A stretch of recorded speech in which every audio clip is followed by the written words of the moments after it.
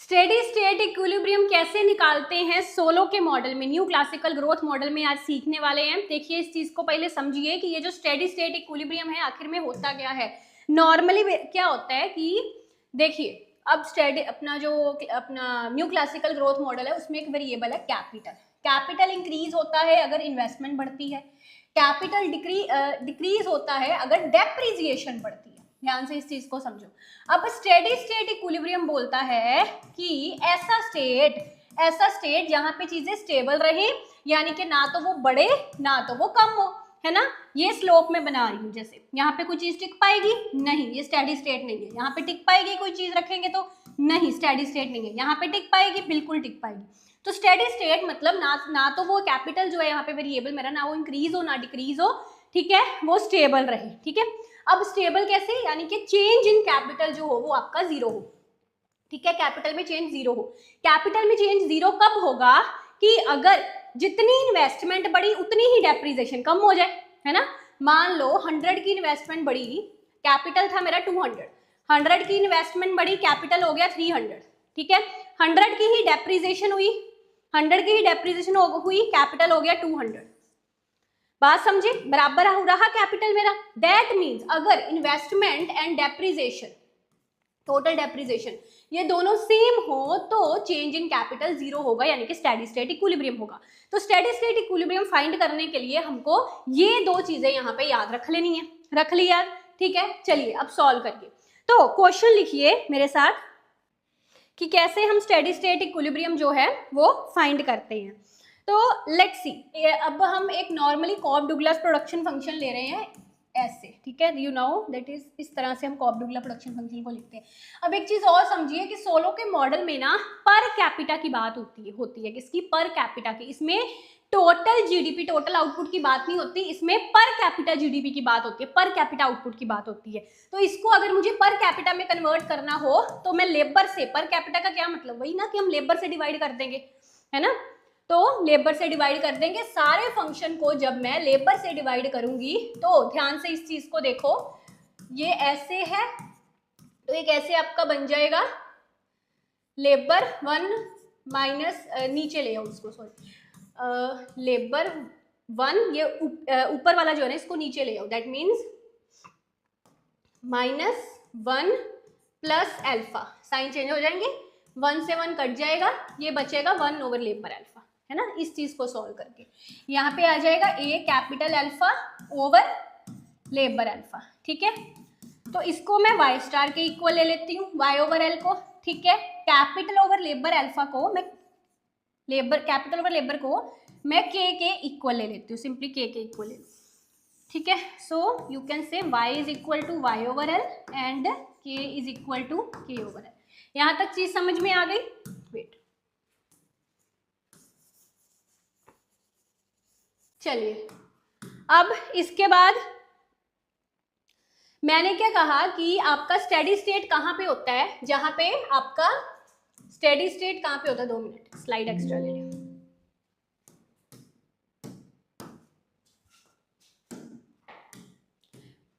तो मैंने कहा स्टेडी स्टेट वहां पे होता है जहां पे आपका डेल्टा के 0 के बराबर होता है, यानी कि इन्वेस्टमेंट एंड डेप्रिसिएशन बराबर होता है। अब सोलो के मॉडल में इस चीज को ध्यान से समझो कि ये जो हमारा मॉडल है ना, इसमें आपका जो इन्वेस्टमेंट है एंड सेविंग है इसको बराबर लेके चला जाता है, ठीक है। And saving is equal to basically s small s y, ऐसे, ठीक है। That is a total saving. जैसे मान लो इनकम का 20% सेविंग है तो capital S will be equal to small s multiply by y, that is total saving, ठीक है। और ये जो आई है, क्योंकि हम पर कैपिटा की बात कर रहे हैं हर जगह पर, इसको अगर मैं एल से डिवाइड करूं, you can write that small i is equal to i over L. अब यहाँ पे मेरा जो इन्वेस्टमेंट है that is equal to S over y, ठीक है जी। यानी कि you can also write here, यहाँ पे आप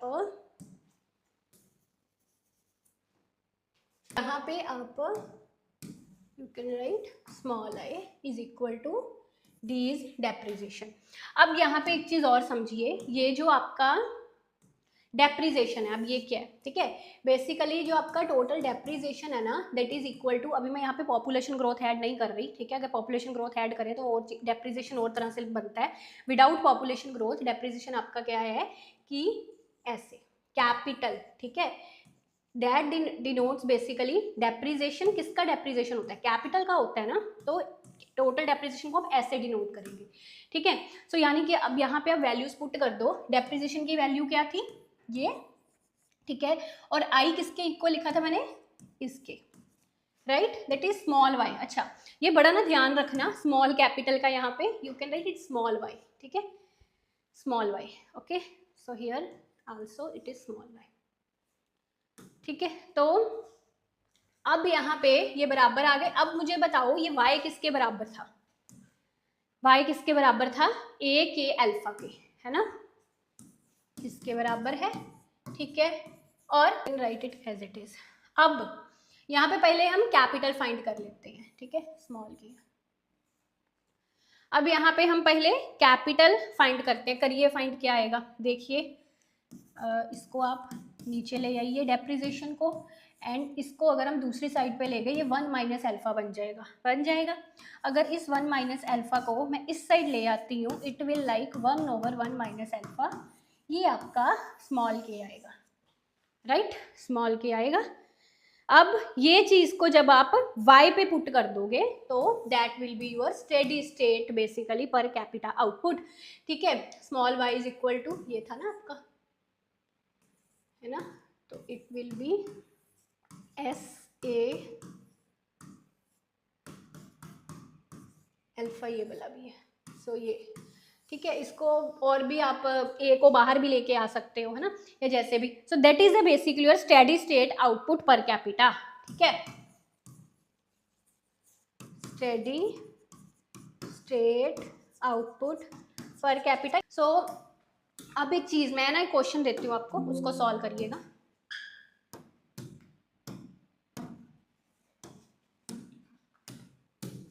लेट्स सी, क्वेश्चन लिखिए, if depreciation is 0.1, S is 20%, alpha is 0.5,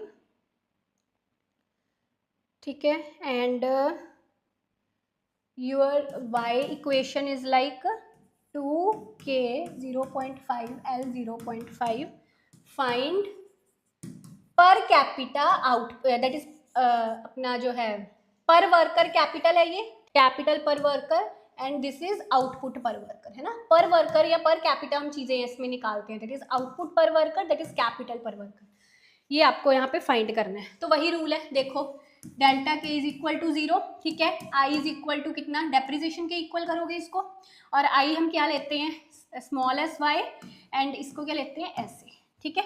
अब स्मॉल एस यहाँ पे 20% है, 20% यानी कि 0.2, ठीक है, 0.2, और y कितना दिया हुआ है यहाँ पे, लेट्स सी, यहाँ पे जो y दिया हुआ है ना, ये उसने टोटल आउटपुट दिया हुआ है, that means you have to convert it y/L, ठीक है, इसको इस तरह से हम कन्वर्ट कर लेंगे जब डिवाइड बाय L करके, तो ये मेरा स्मॉल y यहाँ पे आएगा, ठीक है। सो क्या बनेगा ये, इसको करोगे 0.5 नीचे आ जाएगा, दीज आर बेसिक कैलकुलेशंस, इधर बेसिक कैलकुलेशंस की देखो ना, पीछे भी मैंने समझाया था, अगर L 0.5 ओवर L है ना, तो इस सेल को तोड़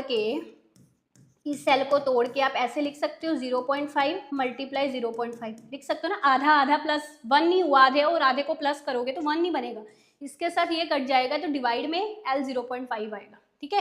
K ओवर L की बजाय आप स्मॉल k लिख लीजिए ना, स्मॉल k 0.5, ठीक है, small k 0.5 is equal to your depreciation is कितना दिया हुआ है, 0.1, एंड स्मॉल k ऐसे ही आ जाएगा। चलिए, तो ये पॉइंट से मैं ये पॉइंट काट सकती हूँ, है ना, तो कितना बना, 4k 0.5 is equal to k, ठीक है। अब देखो ये कैसे होगा, सेम जैसे वो समझा था हमने, इसको ऐसे आप लिख सकते हो, है ना, 0.5 प्लस करके 1 नहीं बनेगी पावर, है ना, सो मीन्स इससे ये कट जाएगा, ठीक है। तो 4k 0.5, इसको 0.5 को आप इधर ले आओगे तो स्क्वायर बन जाएगा, अंडर रूट है ना ये, तो 4 का स्क्वायर यानी कि k आपका 16 आ जाएगा यहाँ पर, ठीक है, 16 आ जाएगा। क्या है ये क्या बताया मैंने, ये क्या है, इट इज पर वर्कर, कैपिटल पर वर्कर, ठीक है। सो मेरा कैपिटल पर वर्कर कितना निकला, 16, ठीक है। अब मुझे आउटपुट पर वर्कर निकालना है, तो क्या निकला था मेरा y, दैट इज ये निकला था 2k 0.5, है ना। तो you can write it like that 216। अब इसका अंडर रूट है तो 4 आ जाएगा, तो ये आपका निकल गया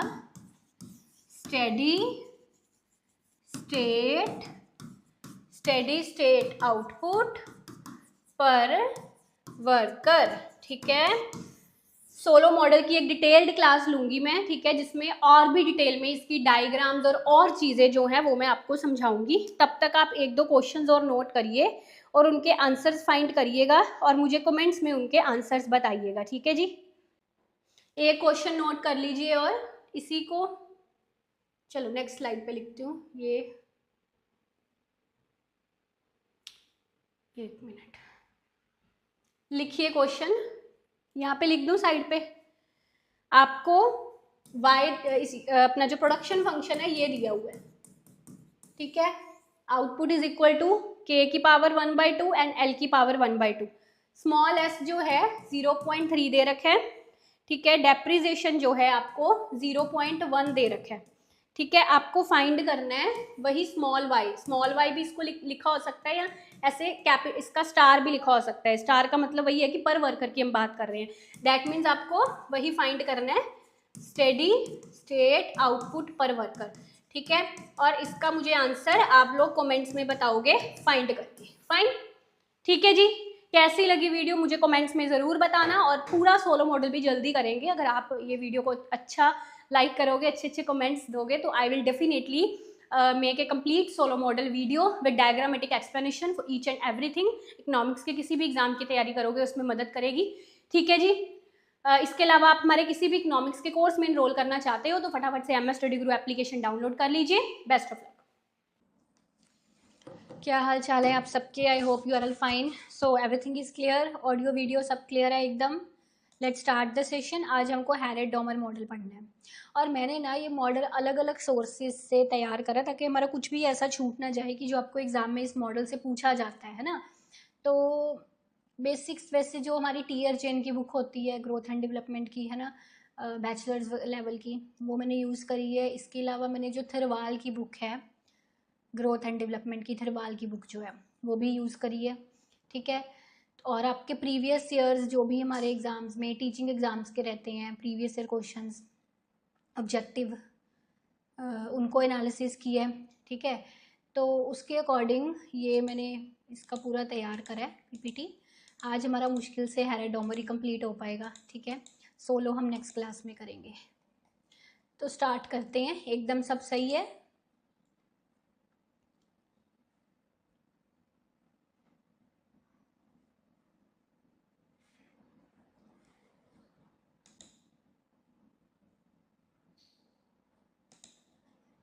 जी हाँ,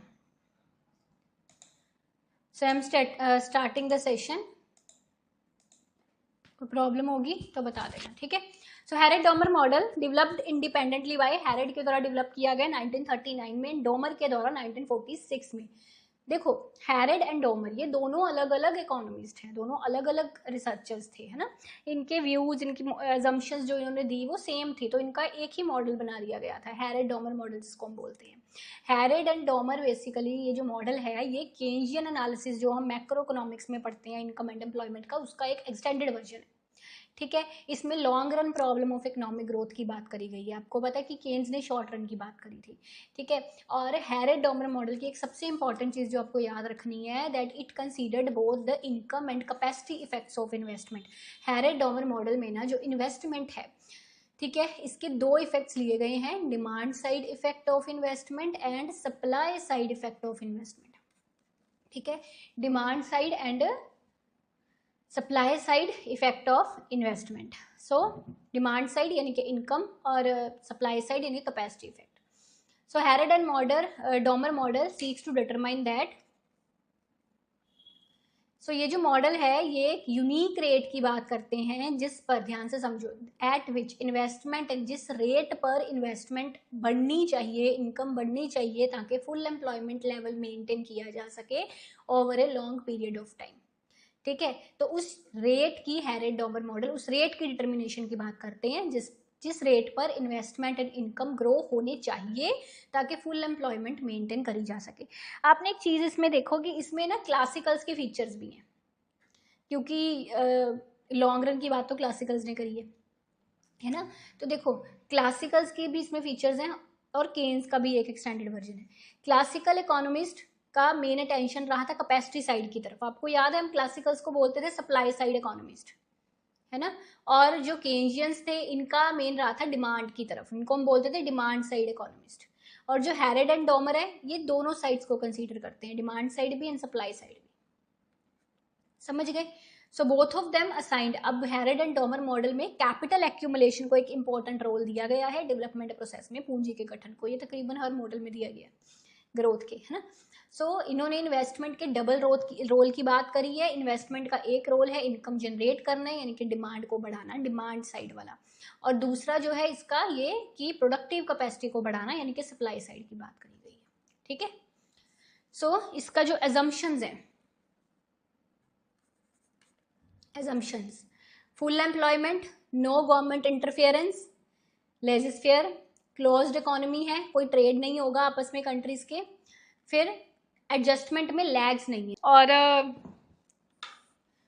capital income and labour income ratio constant है। इसका मतलब क्या होता है? देखो कैपिटल इनकम का मतलब है capital income ratio, capital over income ratio ऐसे लिखते हैं, लेबर ओवर इनकम रेशियो ऐसे लिखते हैं। ये कांस्टेंट है। कांस्टेंट का मतलब पता क्या है? देखो ध्यान से समझो। For producing every 1 unit of income the economy always need the same fixed amount of capital. कि अगर मुझे 1 यूनिट इनकम का चाहिए या आउटपुट का चाहिए तो हर बार उसके लिए ना मुझे कैपिटल के सेम यूनिट्स की रिक्वायरमेंट है। यानी कि अगर 1 यूनिट के लिए मान लो मुझे 10 यूनिट कैपिटल के चाहिए, तो 2 यूनिट के लिए फिर मुझे 20 चाहिए होंगे, 3 के लिए मुझे 30 चाहिए होंगे। इनके हर एक यूनिट इनकम के लिए मुझे same fixed amount of capital चाहिए। जैसे अगर K/V 3 है ना, तो इसका मतलब कि 1 यूनिट ऑफ आउटपुट प्रोड्यूस करने के लिए वाई यानी कि आउटपुट या income, 1 unit of output produce करने के लिए मुझे 3 जो है वो कैपिटल के यूनिट्स चाहिए, है ना। इसी तरह अगर 100 करने हैं तो फिर 300 चाहिए होंगे। मतलब ऐसा नहीं है कि 1 यूनिट के लिए मुझे अलग अमाउंट ऑफ कैपिटल चाहिए, दूसरे के लिए अलग अमाउंट ऑफ कैपिटल चाहिए, ऐसा नहीं है ना। तो कांस्टेंट का ये मतलब है। इसी तरह labour over income ratio constant का भी यही मतलब है कि same fixed amount of labour चाहिए हर एक इनकम का या आउटपुट के लेवल के लिए। क्लियर है बात? ये चीज। फिर सब्सटीट्यूशन नहीं है अभी इसमें लेबर एंड कैपिटल की। There is no substitution of factors. No substitution of factors का मतलब ये है कि जैसे 2 फैक्टर्स है मेरे, लेबर एंड कैपिटल, है ना, कि अगर मैं कहूँ मेरे पास लेबर कम है ना, लेबर कम है पर कैपिटल ज़्यादा है, तो लेबर की जगह पर मैं कैपिटल से काम चला लूँगी, ऐसा नहीं है। सब्सटीट्यूशन नहीं है दोनों में, पर ये चीज़ हम अगर सोलो में पढ़ेंगे आगे तो वो होगा उसमें सब्सटीट्यूशन। ठीक है, कांस्टेंट रिटर्न्स टू स्केल है, ये हम ऑलरेडी माइक्रो इकोनॉमिक्स में ये कंसेप्ट्स पढ़ चुके हैं।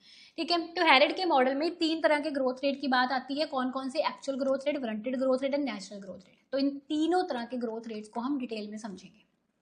ठीक है जी, पहला है मेरा एक्चुअल ग्रोथ रेट, जो एक्चुअल में है, जो प्रिवेल कर रहा है ग्रोथ, है ना। इसका फार्मूला होता है G ओवर, ध्यान से इसका फार्मूला समझो, G is equal to small s over small c, small s over small c।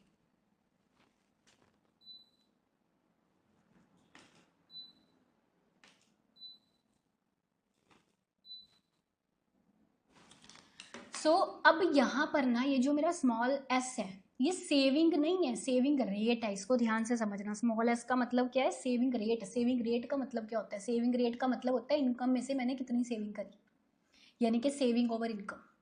ठीक है, इसी तरह ये जो स्मॉल c है ये कैपिटल नहीं है, ये कैपिटल आउटपुट रेशियो है। ठीक है, यानी कि incremental capital output ratio. Incremental capital output ratio कि अगर मैं इनकम को, आउटपुट को बढ़ाती हूँ तो मेरा कैपिटल के कितने यूनिट्स बढ़ेंगे। ठीक है, that is delta K over delta y, यानी कि change in capital over change in income. Income में इतना चेंज लाने के लिए मुझे कैपिटल में कितना चेंज लाना है, incremental capital output ratio, that is small c। समझ गए बात को? ठीक है, आगे हम चलते हैं वारंटेड ग्रोथ रेट। इसको ध्यान से समझना।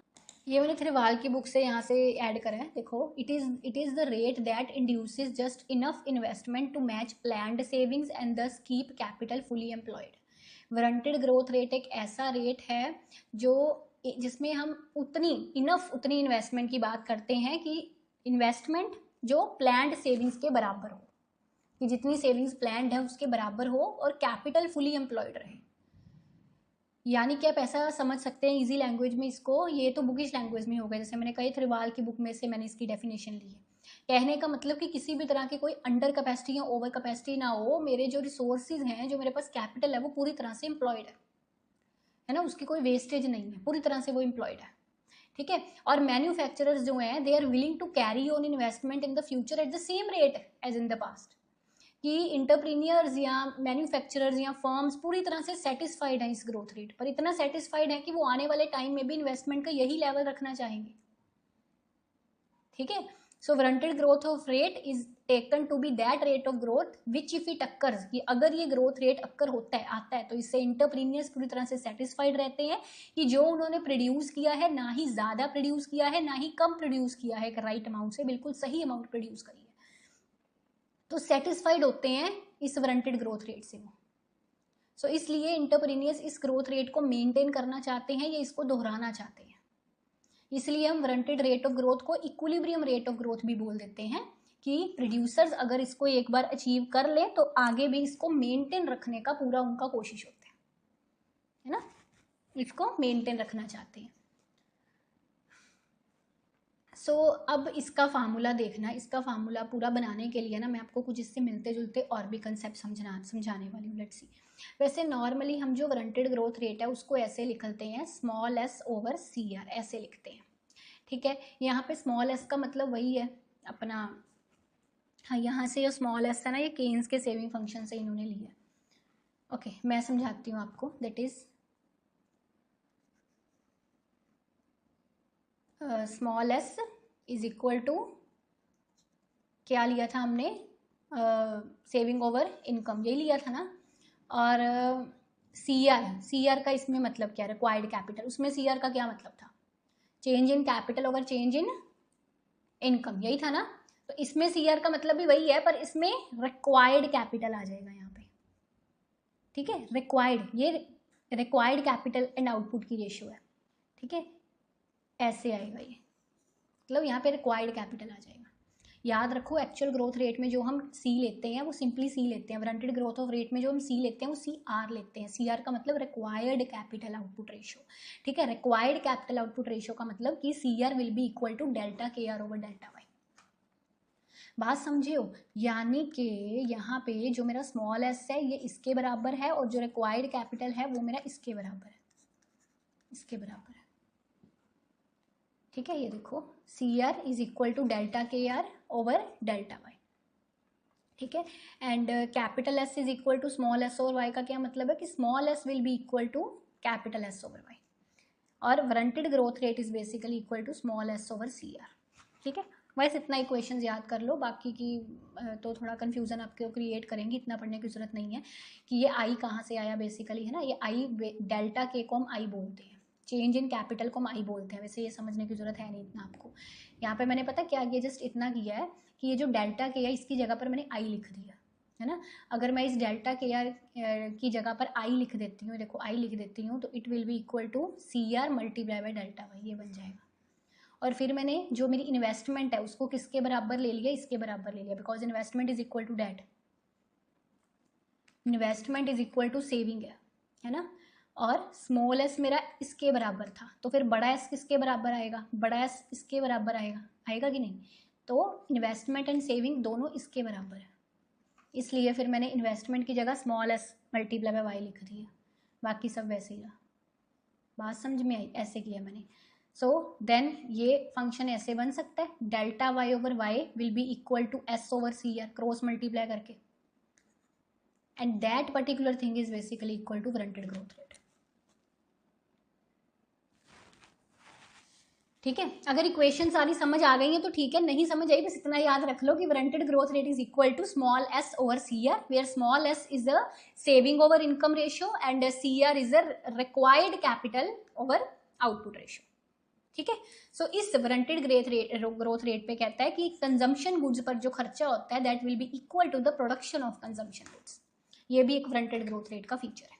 ठीक है, अगला हम पढ़ेंगे natural growth rate. Natural rate of growth. So अब नेचुरल ग्रोथ रेट क्या होती है इसको समझो। कहता है इफ ग्रोथ प्रोसीड्स एट, अब ऐसा भी हो सकता है कि जितना रिक्वायर्ड था, रिक्वायर्ड तो वो था ना वारंटेड ग्रोथ रेट में हम बोलते थे रिक्वायरमेंट कितनी है। अब ऐसा भी हो सकता है कि जो ग्रोथ है ना वो रिक्वायर्ड से ज्यादा हो जाए, जितनी रिक्वायर्ड है उससे ज्यादा हो जाए। If growth proceeds at the rate required to full utilisation of capital stock. Warranted growth rate में हमने पढ़ा था कि जितनी रिक्वायर्ड ग्रोथ है, मतलब जिससे मेरा कैपिटल पूरी तरह से यूटिलाइज हो रहा है, ना अंडर एम्प्लॉयमेंट हो रही है ना ओवर एम्प्लॉयमेंट हो रही है ना, तो पर ग्रोथ उससे भी बढ़ सकती है। इफ ग्रोथ प्रोसीड्स, उस रेट से अगर ग्रोथ बढ़ जाए जितना रेट रिक्वायर्ड था कैपिटल स्टॉक की फुल यूटिलाइजेशन के लिए, वो भी चीज हो सकती है। ठीक है, तो कहता है this still does not guarantee the full employment of labour which depends on the natural growth rate, है ना। फिर ठीक कहता है कि ठीक है हमने कैपिटल स्टॉक की तो फुल यूटिलाइजेशन कर ली, पर वो चीज अभी ये गारंटी नहीं ना कर रही कि लेबर की पूरी यूटिलाइजेशन हुई है कि नहीं। तो ऐसा ग्रोथ रेट जो लेबर की फुल एम्प्लॉयमेंट पर डिपेंड करता है वो नेचुरल ग्रोथ रेट होता है। ठीक है, जो लेबर की फुल एम्प्लॉयमेंट पर डिपेंड करता है वो नेचुरल ग्रोथ रेट होता है। That is y dash is equal to l multiply है ये। ठीक है, ये ना l डैश, हाँ l डैश मल्टीप्लाई मैंने किससे किया है, y ओवर l इससे किया। ये क्या है इसका मतलब, देखो समझो। y डैश जो है ये आपका potential level of output, y over l dash potential level of labour productivity, और L dash potential labour force, labour force होगी कितनी। और जब हम आउटपुट को लेबर से डिवाइड कर देते हैं उसका मतलब होता है लेबर प्रोडक्टिविटी, पर लेबर प्रोडक्टिविटी के लेबर कितना आउटपुट दे रही है। तो ऐसा ग्रोथ रेट जो लेबर पर डिपेंड करता है कि अवेलेबल लेबर उस कंट्री में कितनी है या उस लेबर की प्रोडक्टिविटी कितनी है, जो इस पे डिपेंड करता है उसको हम नेचुरल ग्रोथ रेट बोलते हैं। ठीक है, so y over l dash is the potential level of labour productivity and l dash is the potential labour force. So natural growth rate is therefore, natural growth rate दो components से मिलकर बना है। कौन से कंपोनेंट्स है, growth of the potential labour force यानी कि l dash and the growth of the potential labour productivity, इन दो कंपोनेंट से ये बनता है। ठीक है, नेचुरल ग्रोथ रेट एक मैक्सिमम ग्रोथ रेट है या फुल एम्प्लॉयमेंट ग्रोथ रेट है लेबर की टर्म्स में, सीलिंग ग्रोथ रेट की एक्चुअली इससे ज्यादा ग्रोथ तो हो ही नहीं सकती, है ना। कहता है जरूरी नहीं है कि वारंटेड रेट ऑफ ग्रोथ जो है वही मैक्सिमम अटेनेबल ग्रोथ रेट हो। वो था कि भाई हाँ इंटरप्रेन्योर इस पर सेटिस्फाइड है, ठीक है, पर जरूरी नहीं है कि वो ही मैक्सिमम उससे ज्यादा भी हो सकता है। अगर वारंटेड ग्रोथ रेट से भी कोई और रेट हो सकता है तो वो नेचुरल रेट हो सकता है। ठीक है, और मोस्टली किस पर डिपेंड करता है, availability of labour and resources पर। ठीक है, सो GN is the highest attainable growth rate. ठीक है, जिसमें जो भी हमारे रिसोर्सेज हैं जैसे कि लेबर, उनका fullest possible employment natural growth rate depict करता है इसको। ठीक है, so this may be considered as the ceiling growth rate भी इसको बोलते हैं, और जॉन रॉबिन्सन ने इसको maximum feasible rate of growth भी बोला है। अब ये जॉन रॉबिन्सन ने जो इसको बोला ना, इसके बारे में मैं आपको भी दिखाती हूँ।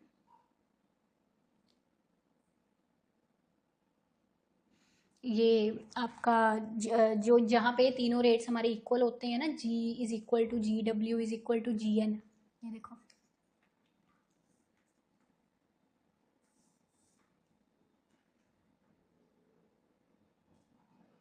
ये यहाँ से पढ़ो, the full employment of labour and capital requires G is equal to GW is equal to GN। इस चीज को जॉन रॉबिन्सन ने गोल्डन एज बोला। आपको पूछा जाए कि हैरेट डोमर मॉडल की किस इक्वेशन को जॉन रॉबिन्सन ने गोल्डन एज बोला है, इस इक्वेशन को बोला है कि जहाँ पे तीनों इक्वल होते हैं, और इसको हम हैरेट डोमर की सेंस में नाइफ एज इक्विलिब्रियम बोलते हैं, है ना। It is knife edge equilibrium, और रॉबिन्सन ने इसको गोल्डन एज बोला। गोल्डन एज पता क्यों बोला है, क्योंकि ये मिथिकल है, नेचर में मिथ है, मतलब ऐसा रियल में हो भी सकता है, इक्विलिब्रियम एग्जिस्ट कर भी सकता है, इस पर डाउट है ना, इसलिए गोल्डन एज है कि अगर ऐसा हो जाए फिर तो ये सोने की बात ही है। बात समझे ना, ठीक है, एक्सेप्शनल सा केस है वो, इसलिए इसको गोल्डन एज बोला गया। कहते हैं हेरेड मॉडल में ऐसा कुछ नहीं है कि ऑटोमेटिकली ये हैप्पी कोइंसिडेंस हो जाए, इतनी खुशी की बात एकदम से हो जाए। तो रोबिन्सन कहता है कि यकीन ही नहीं है मुझे भी कि ऐसा हो भी सकता है, तीनों रेट्स इक्वल आ भी सकते हैं, इसलिए इसने गोल्डन एज का नाम दिया कि अगर ये हैप्पी कोइंसिडेंस हो जाए तो इसको गोल्डन एज बोला जाएगा। ठीक है, और हैरेड डॉमर ने इसको नाइफ एज इक्विलिब्रियम बोला, चाकू की नोक पे बना हुआ इक्विलिब्रियम, ज्यादा देर टिकता नहीं है, डिवर्जेंसीज आ जाएंगे इसमें। ठीक है, तो हैरेड डॉमर मॉडल में आगे हम बात करेंगे इन तीनों रेट्स में डिवर्जेंसीज की। ठीक है, तो कंटिन्यू करते हैं हम बात आगे करने वाले थे डेविएशंस की। ठीक है, कि नाइफ एज इक्विलिब्रियम है, इसमें डेविएशंस हो सकती है। अब हम बारी बारी सभी केस पढ़ेंगे कि जब अपना ये कम होता है वारंटेड ग्रोथ रेट, जब बढ़ता है ना, ईच एंड एवरीथिंग समझेंगे। याद रखो एक केस कि जब भी हमारा वारंटेड ग्रोथ रेट ज़्यादा होगा, ठीक है, तो डिप्रेशन की सिचुएशन होती है, चाहे वो नेचुरल से ज़्यादा है चाहे वो एक्चुअल से ज़्यादा है। when warranted growth rate is more than the situation is of depression. अब देखो वारंटेड ग्रोथ रेट का हमने फार्मूला क्या लिखा था, स्मॉल एस ओवर सी आर, है ना, यानी कि रिक्वायर्ड कैपिटल और ये नेगेटिवली रिलेटेड थे बेसिकली, यानी कि जितना रिक्वायर्ड कैपिटल मेरा ज़्यादा होगा वारंटेड ग्रोथ रेट उतनी कम होगी, है ना, ऐसा ही है ना। तो अगर वारंटेड ग्रोथ रेट ज़्यादा है ना, दैट मीन्स रिक्वायर्ड कैपिटल कम है। एक्चुअल ग्रोथ रेट में जो हम कैपिटल आउटपुट रेशियो लेते थे वो ज़्यादा होगा, और वारंटेड में जो हम रिक्वायर्ड कैपिटल आउटपुट रेशियो लेते थे वो कम होगी। बात समझे, that is required capital output ratio, है ना। तो when warranted growth rate is more than the actual growth rate the situation is of depression, है ना। तो सबसे पहले वही केस हम ले रहे हैं कि, एक मिनट यहाँ से पढ़ो,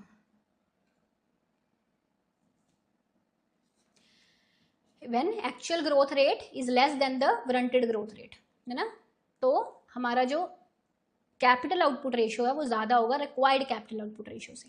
तो ये केस कौन सा होता है, मैंने क्या कहा, डिप्रेशन का केस होता है। There will be surplus of capital goods, इस केस में कैपिटल गुड्स की बहुतांत होगी, उनकी सरप्लस होगी बिकॉज वारंटेड ग्रोथ रेट ज़्यादा है, और इन्वेस्टमेंट जो है, there will be surplus of capital goods and investment will be discourage, investment discourage होगी और डिप्रेशन की सिचुएशन होगी। और इससे आगे क्या होता है, causing the actual growth rate to fall even further below the equilibrium rate, कि एक्चुअल ग्रोथ रेट के चांसेस रहते हैं कि वो वारंटेड ग्रोथ रेट से और भी कम हो जाए।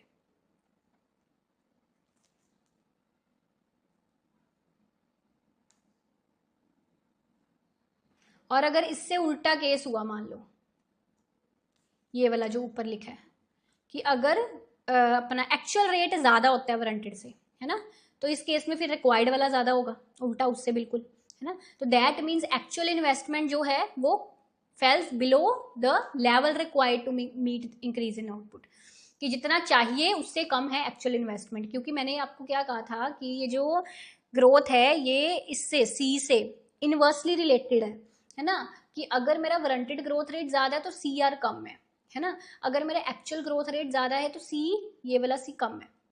दैट मीन्स अगर इस केस में अगर मेरा एक्चुअल ग्रोथ रेट ज्यादा है तो दैट मीन्स एक्चुअल इन्वेस्टमेंट कम है, actual investment falls below the required level. तो इस केस में there will be shortage of equipment, depletion of stocks कम होंगे तो इंसेंटिव होगा ज्यादा इन्वेस्ट करने का, ज्यादा इन्वेस्टमेंट होगी तो इकोनॉमी इन्फ्लेशन की तरफ जाएगी, अपनी प्रोस्पेरिटी बूम की तरफ जाएगी। कम इन्वेस्टमेंट होगी, वो केस जो पहले पढ़ा था, तो इकोनॉमी डिप्रेशन की तरफ जाएगी। समझ गए बात को।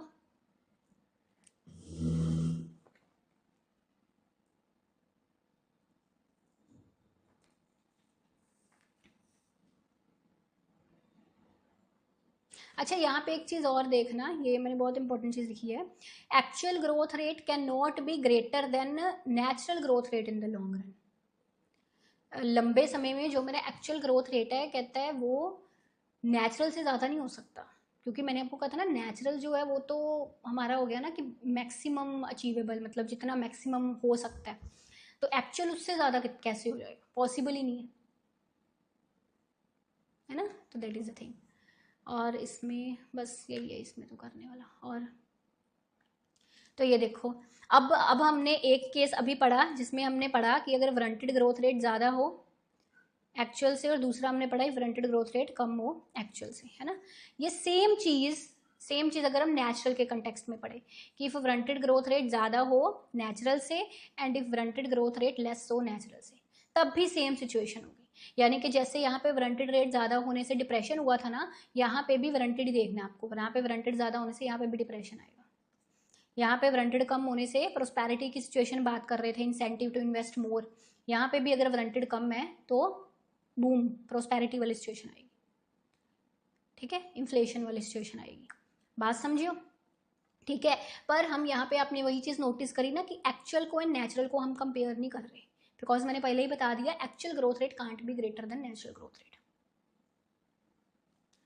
ठीक है। सो वही है कि अगर वांटेड ग्रोथ रेट नेचुरल से भी ज़्यादा है तो डिप्रेशन होगा, और अगर वांटेड ग्रोथ रेट नेचुरल से कम है तो इन्फ्लेशन की सिचुएशन होगी, ठीक है।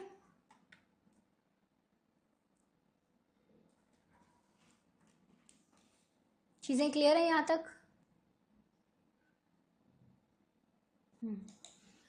सो अब थोड़ा डेवलपिंग कंट्रीज के कंटेक्स्ट में क्या है, कहता है in most developing countries the natural growth rate, कहता है ज़्यादातर डेवलपिंग कंट्रीज में ना जो नेचुरल ग्रोथ रेट है ना वो वांटेड रेट से ज़्यादा होता है, the natural growth rate exceeds the wanted rate. तो आगे वैसे ये ना थोड़ा न्यूमेरिकल चीज़ें हैं, अगर आपको रीड आउट करनी है खुद के लिए, आपके एग्जाम के लिए इतनी है नहीं है कुछ खास ये चीज़ें, मतलब आपके रीड करने के लिए, if you want to read. मुझे यहाँ से यही लाइन आपको यहाँ बेसिकली पढ़ानी थी, इसको हाईलाइट कर देते हैं।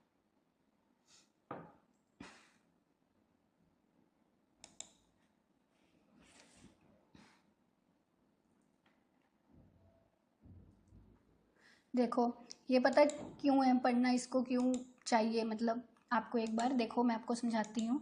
ये ना आपको इससे न्यूमेरिकल्स आते हैं बेसिकली ऐसे वाले, जैसे मान लो एक मिनट, आपको उन्होंने ना CR दिया होगा, स्मॉल s दिया होगा, कहेंगे GW निकालो, GW दिया होगा, स्मॉल s दिया होगा, कहेंगे CR निकालो, तो आपको वो चीज़ आनी चाहिए, ठीक है। जैसे यहाँ से पढ़ो, देखो यहाँ पे क्या लिखा है, कहता है अगर सेविंग रेशियो जो है वो 9% है और रिक्वायर्ड, देखो वर्ड पढ़ो यहाँ पे, रिक्वायर्ड, इनके CR की बात कर रहे हैं, required incremental capital output ratio 3 है, तो इससे वांटेड ग्रोथ रेट कितना आएगा, देखो वांटेड ग्रोथ रेट S कितना है, 9 है और ये 3 है, वांटेड ग्रोथ रेट कितना आएगा, 3 नहीं आएगा, ठीक है। इसी तरह ये पहला पढ़ो, कहता है अगर पॉपुलेशन ग्रोथ 2% है, ठीक है, पॉपुलेशन ग्रोथ 2% और लेबर प्रोडक्टिविटी 3% है, it gives a rate of growth of labour force in efficiency, यानी कि नेचुरल ग्रोथ रेट 5% आएगा, क्योंकि हमने अभी पढ़ा था नेचुरल ग्रोथ रेट इन दोनों पे डिपेंड करता है, that is population growth and labour productivity. अब एक डायग्राम देखो, यहाँ से कुछ आपको समझाना है, ये डायग्राम दिख रही है सबको? यस देखो ये जो डायग्राम है इसमें ये कर्व इसने ऊपर बनाया GW का, ये कर्व एक बनाया GN का, और ये एक कर्व बनाया इसने एक्चुअल का। ये दूसरी डायग्राम में एक्चुअल सबसे ऊपर आपको दिख रहा है, GN मिडल में दिख रहा है और GW नीचे दिख रहा है। अब इससे मेरे डायग्राम दिखाने का मेरा पर्पस क्या था, ध्यान से समझो। हमने ये चीज़ तो पढ़ ली कि भाई ठीक है, अगर वांटेड ग्रोथ रेट मेरा ज़्यादा है नेचुरल ग्रोथ रेट से, है ना, तो इकॉनमी में एक स्टेगनेशन के हालात यानी कि रिजेशन के हालात आ जाते हैं, डिप्रेशन। आपको पता है जब हम ट्रेड साइकिल्स पढ़ते हैं तो ट्रेड साइकिल्स में हम फीचर्स पढ़ते हैं कि जो डिप्रेशन, रिजेशन, मंदी का हालात होते हैं उसके क्या फीचर्स होते हैं, इकॉनमी में अनएम्प्लॉयमेंट बढ़ जाती है ना, प्राइजेस चीज़ों के कम हो जाते हैं, यही सिचुएशन होती है ना, रिजल्टिंग इन अनएम्प्लॉयमेंट। तो इससे अनएम्प्लॉयमेंट की सिचुएशन आएगी, तो इस सिचुएशन में GW G से भी ज़्यादा है for most of the time. कहता है ज़्यादातर केसेस में अगर मेरा GW GN से ज़्यादा होना तो वो G से भी ज़्यादा ही होता है, G से भी वांटेड ग्रोथ रेट ज़्यादा ही होगा, ठीक है। जैसे नीचे देखो कहता है कि अगर मेरा GW GN से कम है ना, तो ऐसी सिचुएशन में मोस्टली केसेस में GW जो है वो G से भी लेस ही होगा। देखो GW अगर GN से ज़्यादा है ना, क्योंकि ये जो ग्रोथ रेट है ना, जैसे मैंने आपको कहा था कि ये देखो अगर GW इससे ज़्यादा GN से, तो it will also be greater then actual growth rate. अगर GW G से कम है तो it will be also be less than GN। ज़्यादा है तो दोनों से ज़्यादा होने के चांसेस हैं, कम है तो दोनों से कम होने के चांसेस हैं।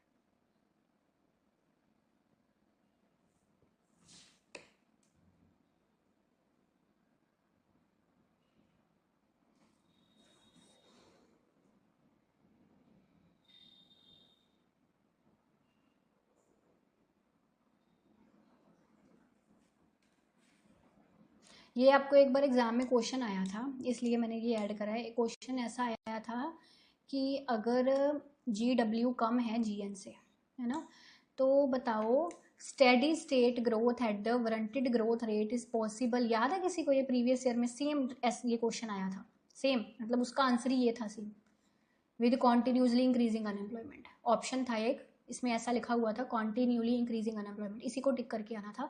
और क्वेश्चन में ये लिखा हुआ था कि if warranted growth rate is less than natural growth rate then steady state growth at the warranted growth rate is possible. आगे ये ऑप्शन था उसका, इसलिए मैंने ऐड करा। तो जब मेरा नेचुरल ग्रोथ रेट ज़्यादा होगा, तो नेचुरल ग्रोथ रेट ज़्यादा, हमने क्या पढ़ा था कि नेचुरल ग्रोथ रेट किस पे डिपेंड करता है? लेबर पर डिपेंड करता है ना, लेबर पर डिपेंड करता है। तो अगर नेचुरल ग्रोथ रेट ज़्यादा है तो दैट मीन्स लेबर सरप्लस है ना, लेबर की बहुतांत है, लेबर सरप्लस है। तो उससे अनएम्प्लॉयमेंट, अगर लेबर ज़्यादा है ना, लेबर सरप्लस है, तो बिजली सी बात है लोग काम से निकलेंगे, अनएम्प्लॉयमेंट बढ़ेगी, causing unemployment to rise continuously. समझ गए बात को? तो आगे हम पढ़ते हैं डॉमर का मॉडल। ठीक है जी, डॉमर मॉडल, यहाँ तक चीज़ें क्लियर है?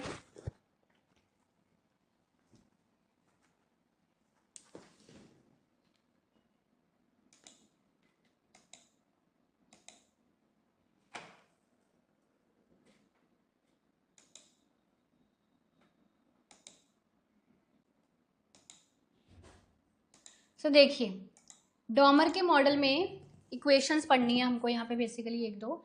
डॉमर की दो इक्वेशंस है, डिमांड साइड इक्वेशन है that is I over alpha भी ले सकते हैं या आई ओवर स्मॉल एस भी लिख दो। ठीक है, स्मॉल एस वही है मार्जिनल प्रोपेंसिटी टू सेव। ठीक है, सो मैंने इसमें अल्फा यूज़ किया है, स्मॉल एस वही है जो हम हैरेड डॉमर मॉडल में लेते हैं।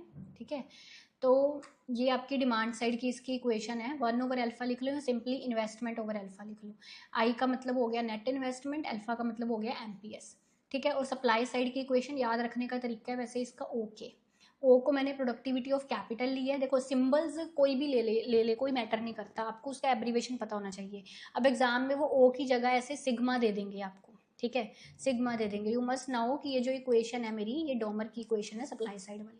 ठीक है, तो आपको उसके एब्रीवेशंस पता होनी चाहिए कि सप्लाई साइड इक्वेशन के लिए हम प्रोडक्टिविटी ऑफ कैपिटल को मल्टीप्लाई करते हैं रियल कैपिटल से। ठीक है, कैपिटल की को मल्टीप्लाई कर देते हैं उसकी प्रोडक्टिविटी से सप्लाई साइड के लिए, ये आपको यहाँ पे पता होना चाहिए। ठीक है, सो स्टेडी स्टेट ग्रोथ जैसे हमने हैरेड के मॉडल में पढ़ा था कि जहाँ पे तीनों रेट्स इक्वल होते हैं, है ना, वो हमने नाइफ एज वाली सिचुएशन, इक्विलिब्रियम सिचुएशन पढ़ी थी। अब इसमें वो जो नाइफ एज वाली सिचुएशन है इसको रेजर एज इक्विलिब्रियम कहा गया, जस्ट डिफ्रेंशिएट करने के लिए कि मैंने हैरेड वाली को नाइफ एज बोल दिया, इसको रेजर एज बोल दिया। ठीक है, इसमें वो रेजर एज इक्विलिब्रियम तब होता है जब ये दोनों demand equation and supply equation बराबर होते हैं। देखो बराबर कैसे होते हैं, लेट्स सी बराबर कैसे होते हैं।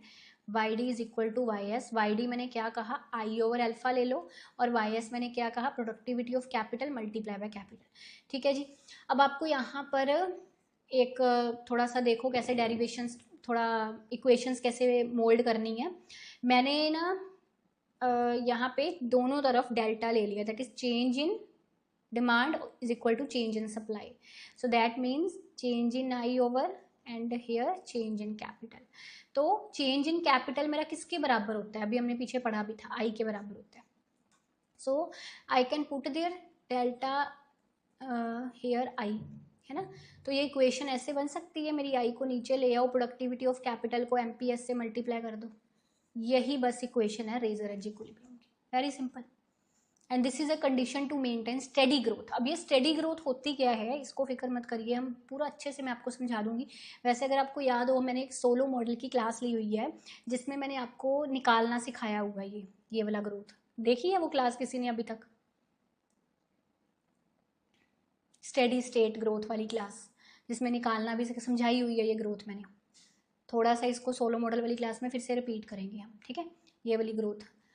तो इसका मतलब ये है रेजर एज इक्विलिब्रियम का, इसका मतलब ये है investment must grow at a rate equal, कि इन्वेस्टमेंट उस रेट पर ग्रो होनी चाहिए, किस रेट पर, that is equal to product of, किसका प्रोडक्ट है, सेविंग रेशियो का प्रोडक्ट है एंड प्रोडक्टिविटी ऑफ कैपिटल का प्रोडक्ट है। ठीक है, this is saving ratio, this is productivity of capital.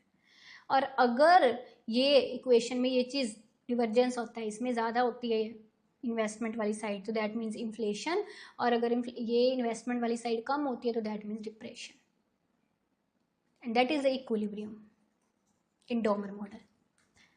Clear है? दोनों मॉडल्स में सिमिलैरिटीज क्या हैं, सिमिलर अजम्पशंस हैं, स्टेडी ग्रोथ की कंडीशन में सेविंग इन्वेस्टमेंट को शामिल किया गया है, दोनों में हमने वो fixed capital income ratio, labour income ratio वो फिक्स ली है, मोस्टली दोनों की सब अजम्पशन सेम है, दोनों में नाइफ एज इक्विलिब्रियम आता है ना। डिसिमिलैरिटीज ये है, याद रखना, ये बहुत इंपॉर्टेंट पॉइंट है कि डोमर का मॉडल जो है वो मल्टीप्लायर के प्रिंसिपल के बेस पे है, जबकि हैरिड का मॉडल जो है वो एक्सेलरेशन के प्रिंसिपल के बेस पे है। तो यहाँ पे मैं आपको बताती हूँ, जो हम इसमें लेते हैं ना ये CR वारंटेड ग्रोथ रेट में, इसको इसने एक्सेलरेशन कोफिशिएंट भी बोला है हैरिड ने, accelerator coefficient, that means required capital. अच्छा, एक्सेलरेटर क्या होता है, मल्टीप्लायर क्या होता है, ये तो आपको टिप्स पर होना चाहिए, समझा हुआ सब हमने मैक्रो में, है ना। तो CR क्या था, basically required capital of extra investment, of extra capital of extra और एक्स्ट्रा इन्वेस्टमेंट, इसको हम एक्सेलरेटर कोफिशिएंट बोलते हैं। आपसे पूछा जाए हैरिड के मॉडल में एक्सेलरेटर कोफिशिएंट कौन सा है, ये है CR जो हम लेते हैं वारंटेड ग्रोथ रेट में। ठीक है, so that's why the model of Harrod is based on accelerator. बस यही दोनों मॉडल्स में बेसिक डिफरेंस है, और तो कोई डिफरेंस नहीं है दोनों मॉडल्स में। मतलब कंक्लूजन्स वही हैं सेम, कि इस रेट पर इकोनॉमी ग्रो करनी चाहिए, है ना। अगर ये रेट बढ़ेगा, ये वाली साइड बढ़ेगी तो उससे डिप्रेशन आएगा, ये वाली साइड कम होगी, तो दोनों की इक्वेशंस डिफरेंट है, समझाने का वे डिफरेंट है, बट कंक्लूजन्स दोनों की बेसिकली असम्पशंस जो है वो सेम है।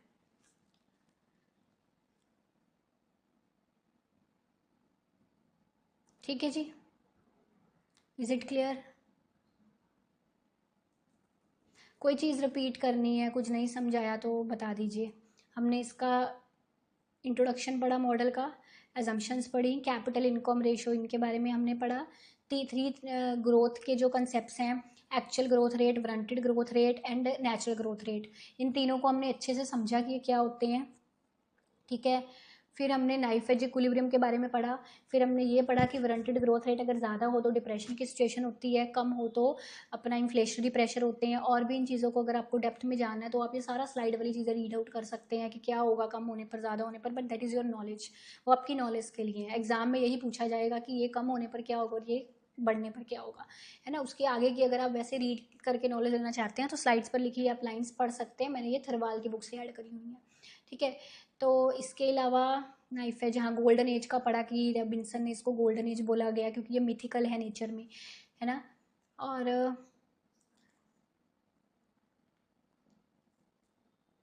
हमने ये पढ़ा कि जो एक्चुअल ग्रोथ रेट है वो लॉन्ग रन में नेचुरल से ज़्यादा नहीं हो सकता, है ना। और हमने इसमें पढ़ा मोस्टली डेवलपिंग कंट्रीज जो है उसमें नेचुरल ग्रोथ रेट एक्सीड करता है वारंटेड रेट से, और मैंने इसका ही आपको वारंटेड ग्रोथ रेट वाला एक न्यूमेरिकल समझाया है। ठीक है, ये आप नीचे चाहें इसको भी पढ़ सकते हैं, ये अगर पढ़ना चाहें तो। क्या इसमें वही बताया गया कि इसके क्या कॉन्सिक्वेंस हैं, इनके इसके रिजल्ट्स क्या हैं। कॉन्सिक्वेंसेस का मतलब है रिजल्ट्स क्या है। फर्स्ट इट मीन्स दैट इसके रिजल्ट की बात कर रहे हैं कि natural growth rate exceed the warranted growth rate. It means that effective labour force, natural growth rate ज़्यादा है, यानी कि जो इफेक्टिव लेबर फोर्स है that is growing faster than capital accumulation. की अगर मेरा अपना नेचुरल ग्रोथ रेट 5% है और अगर वारंटेड ग्रोथ रेट मेरा 3% है, that means natural growth rate अगर ज़्यादा है और वारंटेड ग्रोथ रेट अगर कम है ना, दैट मीन्स जो इफेक्टिव लेबर फोर्स है वो कैपिटल एक्यूमुलेशन से ज़्यादा है ना, क्योंकि natural growth rate depend upon labour basically.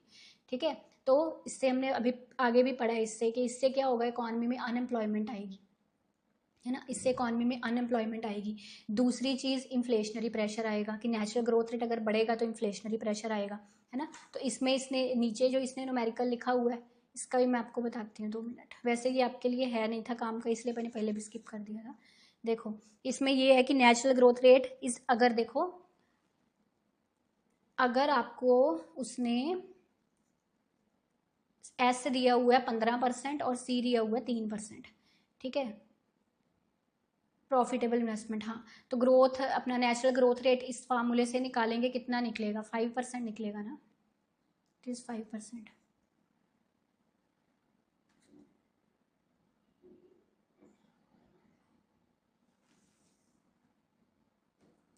And where as actual saving is only 9%, जबकि कहता है कि एक्चुअल सेविंग जो है 9% है। तो अगर एक्चुअल सेविंग 9% होगी तो दैट मीन्स आपका जो वारंटेड ग्रोथ रेट होगा वो 3 आएगा, जो चीज़ यहाँ पे बताई थी कि वारंटेड ग्रोथ रेट 3 आ रहा है और जो आपका GN है, नेचुरल ग्रोथ रेट है, वो 5 आ रहा है। That means natural growth rate is more than warranted growth rate. तो उसके ये कॉन्सिक्वेंसेज होंगे, एक तो इकॉनमी में इन्फ्लेशन आएगा, तो दूसरा growing unemployment in developing countries.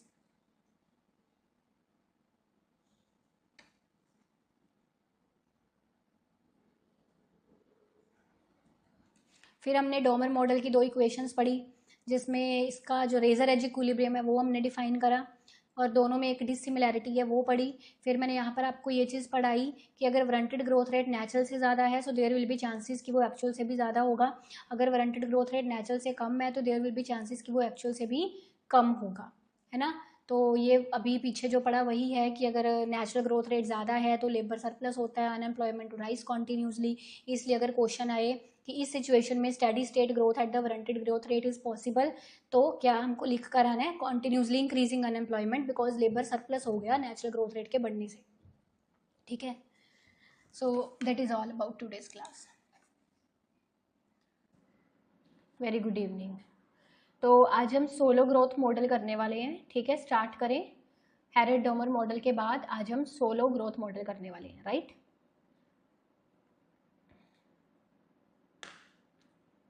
Yes, करें स्टार्ट। एकदम सब परफेक्ट है, सही है, audio video everything Inada condition से आज मुझे स्टार्ट करना है।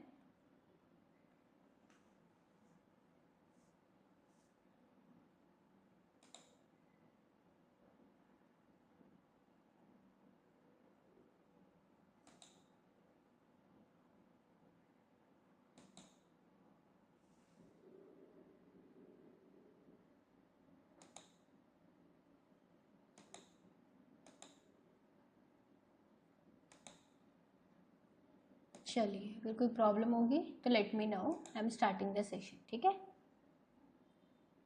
मानसी गुप्ता जी मैं देख लेती हूँ इस क्लास के बाद। ठीक है, तो देखिए सबसे पहले हम इनाडा कंडीशन से समझ लेते हैं। Production function satisfying Inada conditions is called a well behaved neoclassical production function. As you know कि आज हम सोलो मॉडल करने वाले हैं और सोलो मॉडल एक न्यू क्लासिकल ग्रोथ मॉडल है, राइट। सो ऐसा प्रोडक्शन फंक्शन जो इनाडा कंडीशंस को सेटिस्फाई करता है उसको हम वेल बिहेव्ड प्रोडक्शन फंक्शन बोलते हैं या well behaved neoclassical production function भी बोलते हैं। ठीक है, एक बार ये एग्जाम में पूछा गया था कि इनाडा कंडीशंस क्या होती हैं, तो ये कुछ कंडीशंस होती हैं एक प्रोडक्शन फंक्शन की, यही हम आज कंडीशंस के बारे में डिस्कस करेंगे। ठीक है, सोलो ग्रोथ मॉडल एज्यूम करता है इन कंडीशंस को। बेसिकली ये conditions Cobb Douglas production function के द्वारा भी सेटिस्फाई की जाती हैं। ठीक है, Cobb Douglas production function, well behaved production function, इनके द्वारा ये कंडीशन सेटिस्फाई की जाती हैं। ठीक है, सोलो ग्रोथ मॉडल इन्हीं कंडीशंस को एज्यूम करता है। तो क्या है ये कंडीशंस? देखो मैंने यहाँ पे प्रोडक्शन फंक्शन एज्यूम किया simply y is equal to function of k। ठीक है, सो इनाडा कंडीशंस यहाँ पे मैंने ली है, एक सिंपल प्रोडक्शन फंक्शन मैंने लिया है। तो सिंप्लिसिटी के लिए कि कंडीशंस इजीली आपको समझा पाऊँ, नो आउटपुट विदाउट कैपिटल, कि अगर कैपिटल जीरो है, कैपिटल जीरो का मतलब कि if input is zero then output भी जीरो होगा। ठीक है, कि अगर कैपिटल पर वर्कर जीरो है तो आउटपुट पर वर्कर भी जीरो होगा। If input is zero then output is zero. ठीक है, दूसरी कंडीशन है, मेनली तो हम ये 3 कंडीशन ही पढ़ते हैं इनाडा में, पर इसके अलावा कुछ एडवांस भी होते हैं, जैसे 2 मैंने और ऐड करी है, वो भी हम देखेंगे। ठीक है, दूसरी है positive marginal product of capital. अब आपको पता है कि जो हम प्रोडक्शन फंक्शन लेते हैं जब उसका हम डेरिवेशन कर दें तो वो मार्जिनल प्रोडक्शन बनती है ना। तो मार्जिनल प्रोडक्शन का बेसिकली मतलब होता है फर्स्ट डेरिवेशन, मेरे प्रोडक्शन फंक्शन की फर्स्ट डेरिवेशन, तो वो पॉजिटिव हो, positive marginal product of capital. ठीक है, यानी कि फर्स्ट डेरिवेशन जो है इसकी मेरे प्रोडक्शन फंक्शन की, that will B greater than zero. इसका मतलब ये भी हम लिख सकते हैं इन theoretical terms that an increase in capital per worker increases output per worker। क्योंकि देखो मार्जिनल का मतलब क्या होता है? चेंज, है ना, कि अगर कैपिटल पर वर्कर में पॉजिटिव चेंज आया तो आउटपुट पर वर्कर भी उससे पॉजिटिवली बढ़ रही है ना, क्योंकि marginal product of capital positive है। तो that means increase in capital per worker जो है, क्योंकि इसमें हम ऐसे देखेंगे ना कि मेरा इनपुट में चेंज होने से आउटपुट में कितना चेंज आया। मार्जिनल प्रोडक्ट तो हम ऐसे ही निकालेंगे ना, if y is equal to that, तो मार्जिनल प्रोडक्ट का मतलब differentiation of y with respect to k, है ना। तो यानी कि increase in capital per worker से increase output per worker increase हुआ है, तभी ये चीज मेरी पॉजिटिव आएगी। बात समझे। तीसरा है diminishing marginal product of capital. इसका मतलब क्या है diminishing marginal product of capital, कि जैसे जैसे कैपिटल पर वर्कर बढ़ेगा वैसे वैसे मार्जिनल प्रोडक्ट ऑफ कैपिटल आगे जाकर मेरा कम होना भी शुरू हो जाएगा, जो हमने उसमें भी पढ़ा हुआ है डिमिनिशिंग रिटर्न्स में, है ना, कि अब diminishing marginal product of capital का इक्वेशन ऐसे बनता है कि अगर हम डबल डेरिवेशन करें, यानी कि मार्जिनल प्रोडक्ट का स्लोप ले। मार्जिनल प्रोडक्ट के स्लोप का मतलब है कि ये चीज जो मैंने निकाली है ना, मतलब ये जो मैंने मार्जिनल प्रोडक्ट निकाला ना, इसका दोबारा से डेरिवेशन करना, एफ डबल डैश, ठीक है, वो लेस देन जीरो आए, वो नेगेटिव आए, कि जैसे कैपिटल पर वर्कर बढ़ेगा मार्जिनल प्रोडक्ट जो है, अब यहाँ पे टोटल प्रोडक्ट नहीं कम हो रहा, ध्यान से समझो, marginal product of capital keeps decreasing हो रहा है, क्योंकि ये जो एफ डबल डैश की है that is a change in marginal product, basically that is a change in marginal product. So as capital per worker increases the marginal product of capital keep decreasing. Third condition diminishing marginal product of capital, यानी कि ये हम जो आपका optimisation जब करते हैं उसमें मैक्सिमा की कंडीशन भी ये पढ़ते हैं, अगर आपको याद हो कि सेकंड डेरिवेशन जो होगी that will be less than zero, negative, ठीक है। सो चौथी कंडीशन है इसकी, marginal product of capital becomes infinite near zero capital, कि अगर कैपिटल जीरो है तो marginal product of capital infinite हो। देखो इसको हम ऐसे रिप्रेजेंट करते हैं, इफ के, इसका मतलब है अप्रोचेस टू जीरो, इफ के कैपिटल अगर जीरो तक अप्रोच करे, नियर जीरो का मतलब अप्रोच कर रहा है जीरो तक, ठीक है, तो मार्जिनल प्रोडक्ट का क्या मतलब है, इसका डेरिवेशन, है ना, that will be first derivation function का, that will equal to infinity.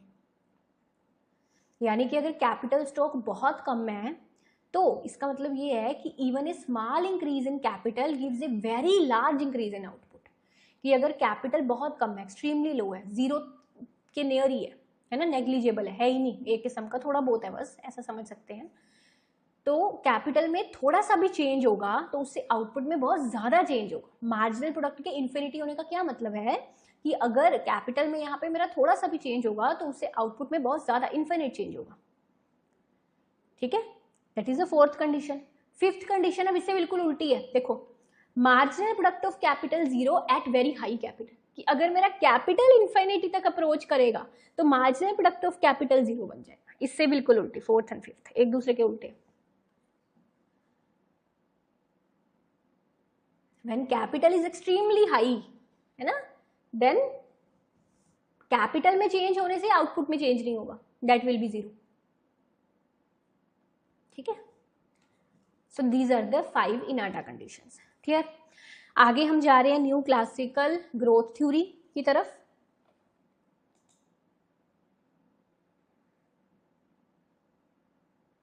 Clear है यहाँ तक चीजें। So basic new classical growth model सबसे पहले डेवलप्ड हुआ सोलो एंड स्वैन के द्वारा 1956 में, ठीक है। मीड की भी एक बुक थी। अब 3 इकोनॉमिस्ट हैं जो न्यू क्लासिकल ग्रोथ थ्योरी से रिलेटेड हैं। The first one is Solow, the second one is Swan and the third one is Meade, ठीक है, मीड। तो हम जो यहाँ पे बेसिकली मॉडल पढ़ेंगे वो सोलो एंड स्वैन का मॉडल पढ़ेंगे, न्यू क्लासिकल ग्रोथ मॉडल, ठीक है। मीड की एक बुक है a new classical theory of economic growth, ठीक है। इसने भी मतलब यही न्यू क्लासिकल इकोनॉमिस्ट है ये, ग्रोथ का मॉडल दिया, दैट स्टेडी स्टेट ग्रोथ का, जो चीज़ें सोलो स्वैन ने बोली, स्टेडी स्टेट ग्रोथ की बात करिए सोलो स्वैन मॉडल में भी। तो अच्छा एक चीज़ बता दूं, सोलो मॉडल करवाने से पहले मैंने इससे रिलेटेड एक वीडियो डाली है आपके कंटेंट सेक्शन में, that is how to find steady state growth. क्या वो वीडियो आपने देखी है? और उस वीडियो में कोई प्रॉब्लम है आपको? वो ठीक से समझ आ गई थी because it was a numerical based video, है ना। तो वो मैंने आपको उस पर बोर्ड पर सारा उसका न्यूमेरिकल समझाए थे कि हम स्टेडी स्टेट ग्रोथ होती क्या है, उसको निकालते कैसे हैं, तो याद है आपको? बताइए मुझे, मतलब समझ आ गई है वो आपको? उसमें कोई प्रॉब्लम तो नहीं थी क्लास में? और वो क्लास का बेसिक्स अभी आपके दिमाग में है अगर आपने पहले देखी थी वो क्लास तो? Tell me, hurry up, then I will move ahead.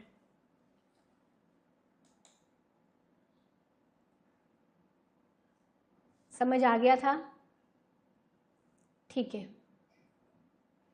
इससे पहले आपको स्टेडी स्टेट ग्रोथ का मीनिंग पता था? इतना अच्छे से बताइए जितना क्लास देख के समझ आया। बुक्स पढ़कर इतना अच्छे से समझ नहीं ना आता।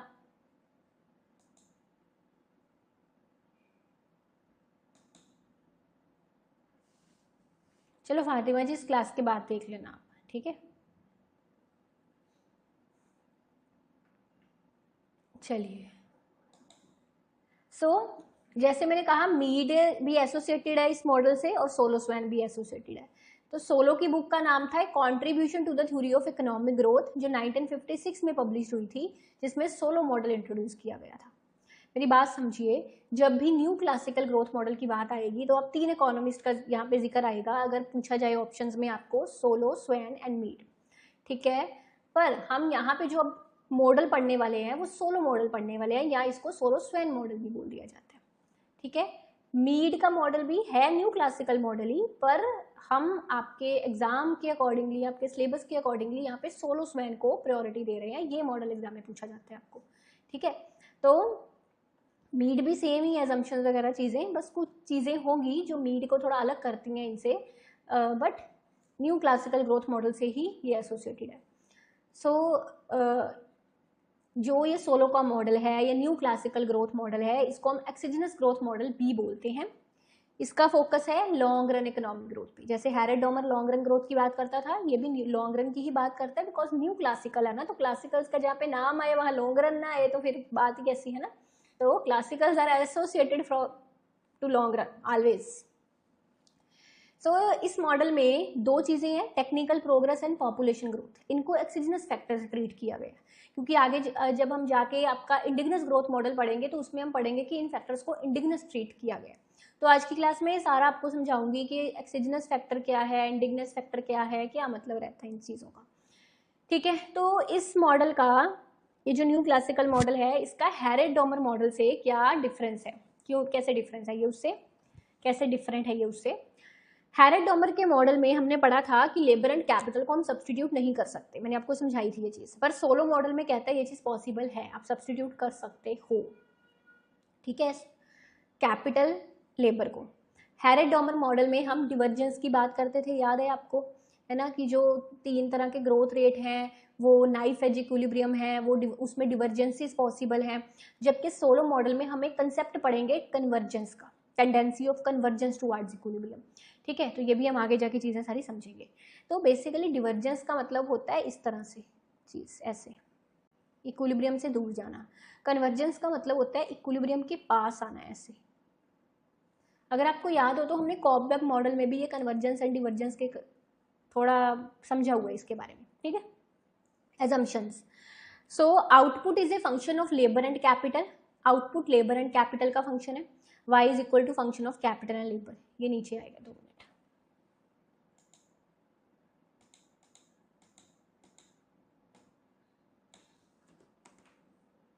ठीक है? सब्सटीट्यूशन ऑफ, जैसे मैंने कहा दोनों में सब्सटीट्यूशन पॉसिबल है। कांस्टेंट रिटर्न्स टू स्केल है एज यूजुअल, जो असम्पशन होती है। फुल एम्प्लॉयमेंट, परफेक्ट कॉम्पिटिशन, ये वही असम्पशंस है रिपीटेडली जो हर ग्रोथ मॉडल में आती रहती हैं, ये असम्पशंस है ना। प्राइजेस वेजेस फ्लेक्सिबल है, ऑब्वियसली क्लासिकल्स है तो फ्लेक्सिबिलिटी होगी, है ना? क्लासिकल्स में ये चीज फीचर्स कॉमन होते हैं, flexibility, long run, diminishing returns to factor है।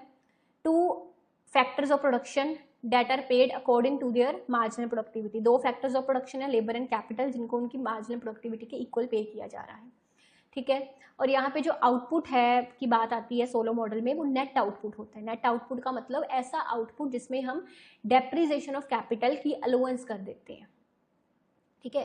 कि जब हम आउटपुट कैलकुलेट करते हैं तो उसमें डेप्रिसिएशन को एडजस्ट करते हैं। जैसे मुझे अगर नेट इन्वेस्टमेंट निकालनी है, it will be gross investment minus depreciation. So depreciation को एडजस्ट करके आउटपुट निकालते हैं, तो वो नेट आउटपुट रहता है। सेविंग रेशियो कांस्टेंट है और सेविंग एंड इन्वेस्टमेंट दोनों बराबर है। सारी सेविंग जो है वो इन्वेस्ट हो जाती है और इसको हम ऐसे लिखते हैं, दैट इज एक मिनट, यहाँ पे भी थोड़ा प्रॉब्लम है। ये चीज़ अगर आपको याद हो तो हमने हैरेड मॉडल में भी की थी, दैट इज़ यहाँ पे s छोटा आएगा और y बड़ा आएगा, ठीक है। कि सेविंग जो है, ये जो मेरा स्मॉल s होता है basically, that is a ratio of saving over investment, ठीक है। तो अगर ये स्मॉल s की बात कर रहे हैं, that is a ratio of saving over income, sorry saving over income, है ना। अगर कैपिटल S की बात कर रहे हैं, that is small s multiply by y, ठीक है। तो आपका सेविंग एंड इन्वेस्टमेंट दोनों बराबर हैं, दैट मीन्स सेविंग की जगह पर भी हम स्मॉल s मल्टीप्लाई y ये चीज़ पुट कर सकते हैं और इन्वेस्टमेंट की जगह पर भी हम ये चीज़ पुट कर सकते हैं, ठीक है। सो मतलब वही कि कोई इंडिपेंडेंट इन्वेस्टमेंट फंक्शन नहीं है, जो सेविंग फंक्शन है वही इन्वेस्टमेंट फंक्शन है, क्योंकि सेविंग एंड इन्वेस्टमेंट दोनों बराबर है, ठीक है। और पॉपुलेशन एक कांस्टेंट रेट n पर ग्रो होती है। पॉपुलेशन किस पे ग्रो होती है? At constant rate n। n जो है इसमें एक पॉपुलेशन के ग्रोथ रेट को डिपिक्ट करने के लिए कांस्टेंट लिया गया है बेसिकली, ठीक है।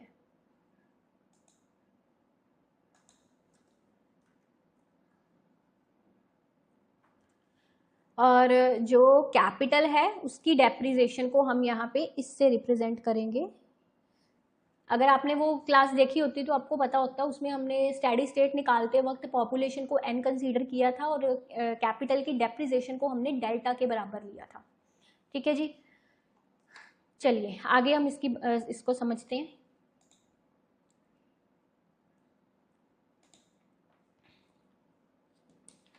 तो ये डायग्राम समझाने से पहले हम एक बार थोड़ा रिपीट कर लेते हैं जो लास्ट क्लास में हमने समझा था उस चीज़ को, स्टेडी स्टेट इक्विलिब्रियम के बारे में। तो जो सोलो है वो स्टेडी स्टेट इक्विलिब्रियम की बात करता है। स्टेडी स्टेट इक्विलिब्रियम यानी कि स्टेबिलिटी, यानी कि जैसे मेरा कैपिटल है, कैपिटल ना तो बढ़े ना तो कैपिटल कम हो, है ना, वो स्टेबल रहे। यानी कि इक्विलिब्रियम तब होगा जब कैपिटल ना तो बढ़ेगा ना तो कम होगा, यानी कि चेंज इन कैपिटल मेरा जीरो होगा। तो जब भी मैं स्टेडी स्टेट इक्विलिब्रियम की बात करूंगी सोलो मॉडल में, that means change in capital is equal to zero, ठीक है। कैपिटल बढ़ता क्यों है? कैपिटल बढ़ेगा बिकॉज ऑफ इन्वेस्टमेंट, और कैपिटल कम क्यों होता है? बिकॉज ऑफ डेप्रिसिएशन, जब डेप्रिसिएट हो जाता है, ठीक है। तो कैपिटल सेम रहेगा अगर जितनी इन्वेस्टमेंट हुई उतने ही डेप्रिसिएशन हो जाए। ध्यान से समझो इस चीज को, कैपिटल सेम रहेगा अगर जितनी इन्वेस्टमेंट हुई उतनी ही डेप्रिसिएशन हो जाए। तो जब भी मैं स्टेडी स्टेट इक्विलिब्रियम की बात करूंगी तब मैं इक्वेशन कैसे बनाऊंगी? Change in capital is equal to zero and the point where investment is equal to depreciation, point where investment is equal to depreciation, ठीक है। That is a steady state equilibrium where investment is equal to depreciation. और depreciation को हम Solow model में इस तरह से represent करते हैं। किसकी डेप्रिसिएशन? के की डेप्रिसिएशन। सो डेल्टा के ऐसे रिप्रेजेंट करते हैं डेप्रिसिएशन को। और इन्वेस्टमेंट को कैसे करते हैं आपको बताया ही था, small s multiply bye income, that is investment, ठीक है, ऐसे। और ये न्यूमेरिकल सारा मैंने आपको उसी क्लास में समझाया है, जिसको आप समझ सकते हो उससे। एक चीज़ और जो सोलो के मॉडल में बहुत इंपॉर्टेंट है, सोलो ना हमेशा पर कैपिटा की बात करता है, यानी कि सोलो इस चीज़ की बात करता है वाई ओवर एल की, वाई की नहीं। वाई सिंपली इनकम है, that is income per head. जब मैं लेबर को उससे डिवाइड कर दूंगी, income per head, that will be equal to small y, ठीक है। तो सोलो के मॉडल में हम वाई ओवर एल की बात करते हैं, ठीक है, and y over L is basically equal to small y, clear.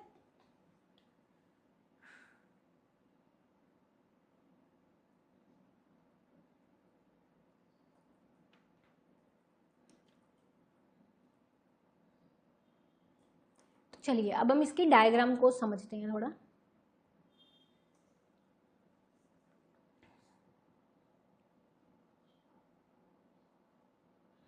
देखिए ये आपके सामने बना है, मैं यहाँ पे दोबारा से भी डायग्राम ड्रॉ कर देती हूँ ताकि आप अपनी कॉपीज पर मेरे साथ साथ ड्रॉ कर सके, ठीक है।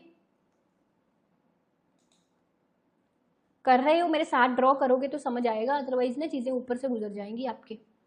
अपना कॉपी निकालो मेरे साथ, तभी मैं शुरू करूँगी समझाना, अदरवाइज मुझे अच्छा नहीं लगेगा कि मैं बोलती जाऊँ और आप मेरे साथ साथ अपनी कॉपी पे उस चीज़ को ड्रॉ ना करो या लिखो ना। तो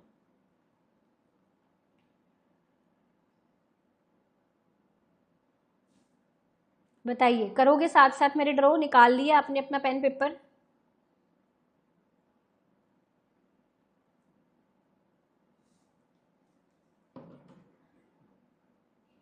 ठीक है ठीक है ठीक है, चलिए। तो देखो, जब भी हम सोलो ग्रोथ मॉडल की डायग्राम बनाएंगे ना, तो वैसे तो डायग्राम से कभी ऐसा ऑब्जेक्टिव में क्वेश्चन नहीं पूछा जाता, पर फिर भी एक आध बार आपको पूछा गया है इसकी डायग्राम से भी क्वेश्चन, तो हमको समझनी है। बिकॉज ये जो मॉडल्स है ना, ये इंपॉर्टेंट बहुत है। चाहे क्वेश्चन इनसे बेसिक लेवल के आते हैं, हैरेड, डोमर, सोलो आते बेसिक लेवल के क्वेश्चन है, पर हर बार आते हैं, हर बार इससे क्वेश्चंस आते हैं। जब से मतलब मैंने यूजीसी नेट पढ़ाना शुरू किया, तब से मैं देख रही हूँ इससे क्वेश्चन हर बार बनते हैं। और यूजीसी नेट ही नहीं, आपके जो आप पीजीटी के एग्जाम, असिस्टेंट प्रोफेसर के एग्जाम्स हो गए, जिनके भी टीचिंग एग्जाम्स के सिलेबस में ये मॉडल मैंशनड है, उनके एग्जाम्स में इन मॉडल से क्वेश्चंस बनते ही बनते हैं। लेक्चरर के एग्जाम्स हो गए, है ना। तो very very important models. Agricultural में जो आपका ASRB का एग्जाम है, पूछे जाते हैं इन मॉडल से क्वेश्चंस आपको, तो हर बार पूछे जाते हैं, रिपीटेडली पूछे जाते हैं, तो इसलिए थोड़ा एडवांस लेवल का इनको समझना जरूरी है। तो देखिए, जो सोलो मॉडल है उसमें हम इस साइड पर लेते हैं स्मॉल वाई। स्मॉल वाई का क्या मतलब मैंने अभी बताया था, आउटपुट पर वर्कर। क्या बताया था? आउटपुट पर वर्कर, ठीक है। और ऑब्वियसली अगर हम आउटपुट पर वर्कर लेते हैं तो इसमें हम कैपिटल भी पर वर्कर लेते हैं, यानी कि स्मॉल के लेते हैं। स्मॉल के का मतलब कैपिटल पर वर्कर, यानी कि K/L। समझिए इस चीज को, that is K/L and small y is equal to capital Y/L, ठीक है। तो अब सबसे पहले यहाँ पे मैं आउटपुट फंक्शन बनाऊंगी। Output is a function of capital, so y is a function of k, y is a function of k, इस तरह से, ठीक है। इसका मतलब output per worker increases at diminishing rate, क्योंकि ये देखो, ये जो डायग्राम है ना मेरी, ये ऐसे मतलब थोड़ा आप ध्यान से अगर देखोगे तो मैक्सिमम होकर थोड़ा नीचे को बेंड हो रही है ना। यानी कि या आप ऐसा भी देखिए ना कि आउटपुट पर वर्कर जो है वो बढ़ रहा है, पर डिमिनिशिंग रेट पर बढ़ रहा है, घटती हुई तादाद पर बढ़ रहा है। ये देखो, कैपिटल बढ़ता जा रहा है ना, और आउटपुट कम बढ़ रहा है, मतलब इसमें जो चेंज आ रहा है वो इससे कम है, कैपिटल से कम आ रहा है ना। दैट मीन्स कि आउटपुट पर वर्कर इंक्रीज हो रहा है डिमिनिशिंग रेट पर। और याद करो कि ये सेम प्रॉपर्टी हमने अभी नाडा कंडीशंस में पढ़ी थी, है ना। तो दूसरी लाइन यहां से हम ड्रॉ करेंगे आपकी ये वाली SY। ये क्या था SY बताओ? दैट इज योर सेविंग और investment line. Saving and investment is equal, है ना। अब ये मैंने इसके नीचे क्यों बनाई है, इनकम के नीचे क्यों मैं ये बनाऊंगी? देखो ध्यान से समझो, अगर इनकम 1 है, ठीक है, इनकम 1 है, और जितनी मेरी इनकम है मैं सारी को तो सेव करूंगी नहीं ऑब्वियसली, क्योंकि कुछ कंज्यूम भी करूंगी। तो मान लो कि मैंने उससे हाफ सेविंग किया, दैट इज सेविंग 0.5, है ना। तो कैपिटल एस किसके बराबर होता है? इसके बराबर होता है, स्मॉल एस वाई के। तो that means small s y फिर कितना आएगा मेरा? 0.5 मल्टीप्लाई बाय 1, कितना? 0.5 आएगा। इसका मतलब क्या हुआ कि this thing will always be half of this thing. अगर इनकम y मेरा 100 है, तो s मल्टीप्लाई y कितना आएगा? s मैंने सेम रखा, मान लो 0.5, है ना। तो एजम्पशन है ये s को सेम रखना है। तो अगर इनकम 100 है, s 0.5 है, sy कितना आएगा? 50। अगर y को 200 कर दोगे तो फिर sy कितना आएगा? 100। यानी कि ये जो चीज है ना, ये हमेशा इनकम की आधी आ रही है।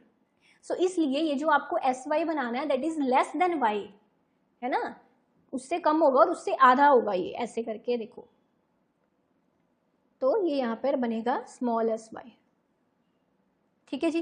तीसरा कर्व यहाँ पे कौन सा बनेगा आपका? डेप्रिसिएशन का। जैसे मैंने आपको कहा कि depreciation will be equal to delta k, है ना, इसके बराबर है। तो अब इसका स्लोप जो है ये पॉजिटिव है, क्योंकि अगर आप डेप्रिसिएशन को डेरिवेट करोगे विद रिस्पेक्ट टू के, तो कितना आएगा? डेल्टा ही आएगा। डेल्टा इज पॉजिटिव, यानी कि slope is positive. Slope is positive का मतलब कि ये जो कर्व है पॉजिटिव स्लोप करेगा पूरा। देखो लीनियर है ना, कांस्टेंट है, that is equal to constant. तो लीनियर है और पॉजिटिव स्लोप्ड बनेगा ये, linear and positively sloped, because this is its slope, delta only constant, ठीक है। तो ये ऐसे बनेगा मेरा लीनियर स्लोप करके ऐसे, ठीक है, डेप्रिसिएशन का ऐसे, ठीक है। तो अब स्टेडी स्टेट इक्विलिब्रियम सोलो के अनुसार कहाँ पे है मेरा? जहाँ पे ये जो मेरा डेप्रिसिएशन वाला, क्या बोला था मैंने? स्टेडी स्टेट ग्रोथ अभी पढ़ाई थी कि जब इन्वेस्टमेंट एंड डेप्रिसिएशन दोनों बराबर हो, जब इन्वेस्टमेंट एंड डेप्रिसिएशन दोनों बराबर हो वहां पे क्या होता है, स्टेडी स्टेट इक्विलिब्रियम होता है ना। तो इन्वेस्टमेंट एंड डेप्रिसिएशन यहाँ पे बराबर है, दैट मीन्स यही है मेरा स्टेडी स्टेट इक्विलिब्रियम। ठीक है, ये इतना लेवल आउटपुट पर वर्कर का, इतना लेवल आपका कैपिटल पर वर्कर का, and that is your steady state equilibrium. बात समझ में आ गई है, बताइए मुझे, is everything clear till that? यहां पर भी वही चीजें हैं। अब एक चीज यहाँ पे और समझिए, अभी तक ना मैंने जो बात करी है इस मॉडल में वो करी है, ठीक है, डेप्रिसिएशन की, पर आपको पता है हमने जब मॉडल की स्टार्टिंग में दो चीजें इसमें और पढ़ी थी, एक टेक्नोलॉजी पढ़ी थी और एक पॉपुलेशन पढ़ी थी, एक्सिजिनस फैक्टर्स पढ़े थे, दो और फैक्टर्स की बात करी थी, पॉपुलेशन की एंड टेक्नोलॉजी की। तो अब हम उसकी भी बात करेंगे। देखो, अब मान लीजिए पॉपुलेशन ग्रोथ हो रही है, जैसे मैंने कहा था पॉपुलेशन ग्रोथ को आपको n से रिप्रेजेंट करना है। अब मान लीजिए पॉपुलेशन ग्रोथ हो रही है एट n%, है ना। तो अगर पॉपुलेशन ग्रोथ हो रही है, लेबर यानी कि पॉपुलेशन बढ़ रही है, इनकी लेबर बढ़ रही है, ऑब्वियसली सी बात है अगर लेबर बढ़ेगी तो जो मेरे पास कैपिटल है, लेबर बढ़ने के कारण भी कैपिटल डेप्रिसिएट होगी, मशीन्स डेप्रिसिएट होंगी, मशीनें ज़्यादा यूज होंगी ना, अगर लेबर बढ़ेगी तो कैपिटल डेप्रिसिएट होगी। तो अब जब भी पॉपुलेशन को भी उसने साथ में ऐड कर लिया कि भाई पॉपुलेशन भी ग्रो हो रही है, तो जो मेरी डेप्रिसिएशन की इक्वेशन मैंने ली थी ना, ये वाली, ये इक्वेशन बदल जाएगी। ये इक्वेशन मेरी ऐसे हो जाएगी, अब ऐसे ऐसे हो जाएगी। ठीक है, so total depreciation is equal to delta k plus n k. ये वाला डेप्रिसिएशन क्या है, पॉपुलेशन की वजह से जो डेप्रिसिएशन हो रहा है। तो टोटल डेप्रिसिएशन की इक्वेशन आपकी उस केस में ऐसे बन जाएगी। और जब आप ये वाली लाइन बनाओगे ना, ये वाली डेप्रिसिएशन की लाइन जिसमें पॉपुलेशन ग्रोथ भी ऐड है, तो ये लाइन पहले वाली लाइन से थोड़ी ऊपर बनेगी, याद रखना। ये वाली लाइन क्योंकि इसमें ऐड हो गया ना पॉपुलेशन का भी डेप्रिसिएशन, ठीक है, पॉपुलेशन के कारण कैपिटल का डेप्रिसिएशन, तो इसलिए ये लाइन पहले वाली जो मैंने लाइन बनाई थी उससे ऊपर जाएगी थोड़ी। क्लियर है ये चीज, ये यहाँ पे समझाना था। अब अगला फैक्टर मैंने कौन सा लिया था, टेक्नोलॉजी। टेक्नोलॉजी, ठीक है, अगर टेक्नोलॉजी भी ऐड हो जाए अब,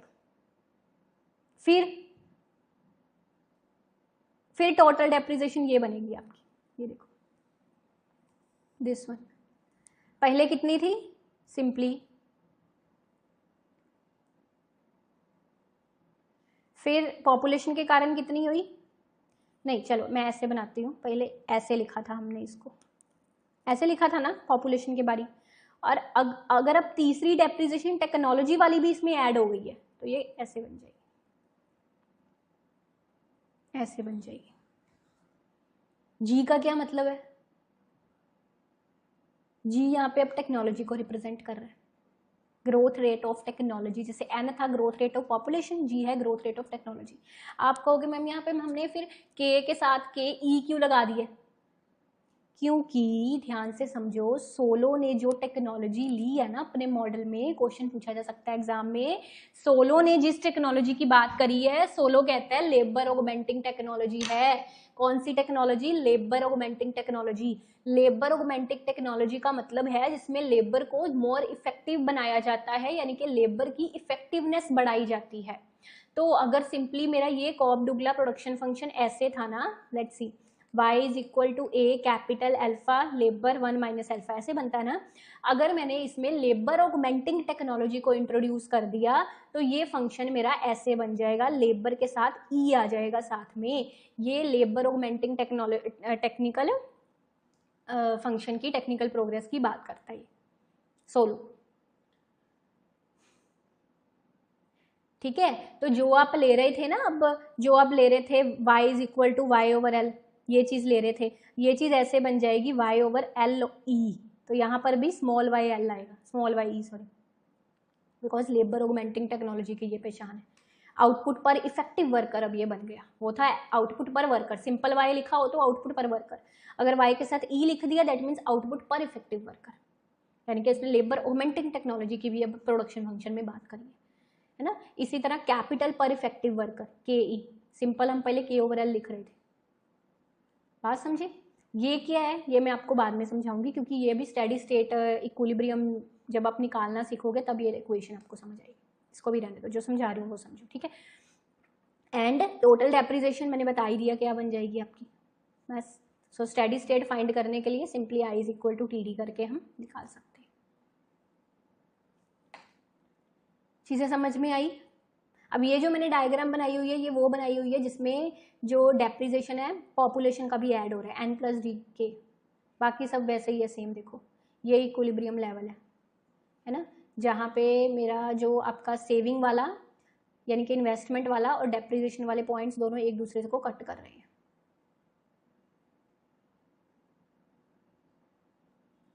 इसके ऊपर आउटपुट पर जाना है, 1 मिनट, हाँ यहाँ पे मैंने एक गलती कर दी, इसके ऊपर ना आउटपुट पर जाना है, ये थोड़ा ठीक कर लीजिए प्लीज। इस यहाँ पे मतलब इक्विलिब्रियम पॉइंट तो ठीक है ये है, पर हमने ये जो इक्विलिब्रियम पॉइंट है, आउटपुट अगर हमको देखना है तो ये आउटपुट वाला जो मैंने ऊपर बनाया था कर्व, वहाँ पर जाएंगे ना, so that will be your output per worker and capital per worker, ठीक है।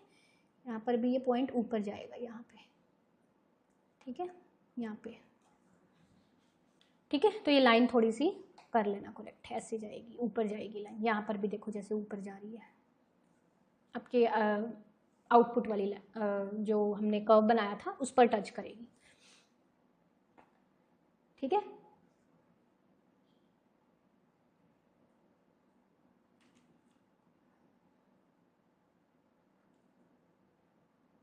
स्टेडी स्टेट इक्विलिब्रियम डिटरमाइन होगा जहाँ पे मेरा सेविंग कर्व और ये जो डेप्रिसिएशन वाला कर्व है दोनों इक्वल होंगे ई पॉइंट पर। स्टेडी स्टेट इनकम होगी y with output per worker KP. Shows that the growth process is stable no matter, जहाँ से भी इकोनॉमी स्टार्ट करे फोर्सेज हमेशा ऐसी एग्जिस्ट करेंगी जो ओवर टाइम स्टेडी स्टेट पर उसको पहुंचा देंगी। स्टेडी स्टेट यानी कि no, there is no change in capital, change in capital is equal to 0, या जहां पर मेरा डेप्रिसिएशन एंड इन्वेस्टमेंट इक्वल होंगे, ठीक है। डायग्राम समझ में आ गई। अब देखिए ये जो मैं स्टेडी स्टेट की बार बार बात कर रही हूँ, ये मैंने इक्वेशन अभी लिखी थी ना, ये थी ये इक्वेशन। देखो कि अगर मैं ये कॉफ-डुगला प्रोडक्शन फंक्शन ले रही हूँ, सोलो मॉडल के अकॉर्डिंगली हम डिवाइड बाय एल कर देंगे अगर, तो मेरा ये देखो ना, मैंने सारे सबके साथ डिवाइड बाय एल कर दिया। अगर इसको मैं डिवाइड बाय एल कर दूंगी तो ये सॉल्व नहीं आपका ऐसे हो जाएगा, ये देखो L1 minus alpha over L, ऐसे है ना। इसको जब आप कटिंग करोगे तो ये ऐसे नहीं हो जाएगा, लेबर की पावर 1 लेबर की पावर माइनस एल्फा, है ना, और नीचे एल, तो ये एल के साथ एल मेरा कट जाएगा ना, तो यहाँ पे बचेगा ए कैपिटल अल्फा, और इसको नीचे ले आओगे तो ये लेबर अल्फा बन जाएगा। ऐसे नहीं बनेगा, ये देखो जैसे यहाँ पे लिखा है मैंने, A capital over labour alpha, तो कैपिटल ओवर लेबर को हम किसके बराबर लेते हैं, small k. So small y will be equal to A K small k alpha, that is a Cobb Douglas production function. तो यहाँ से ये चीज़ आई थी कि अगर मैं टेक्नोलॉजी को इंट्रोड्यूस कर देती हूँ, लेबर ऑगमेंटिंग टेक्नोलॉजी को, वाई की जगह पर वाई ही बन जाएगा, के की जगह पर के ही बन जाएगा। समझ गए बात को। और जब भी मुझे स्टेडी स्टेट निकालना है, मुझे इन दोनों चीज़ों को इक्वल कर देना है बस। Change in capital is equal to 0 where I is equal to D, I मतलब small s Y and D is equal to delta K. इन दोनों को बराबर करके पुट करके मेरा स्टेडी स्टेट इक्विलिब्रियम जो है वो निकल आता है।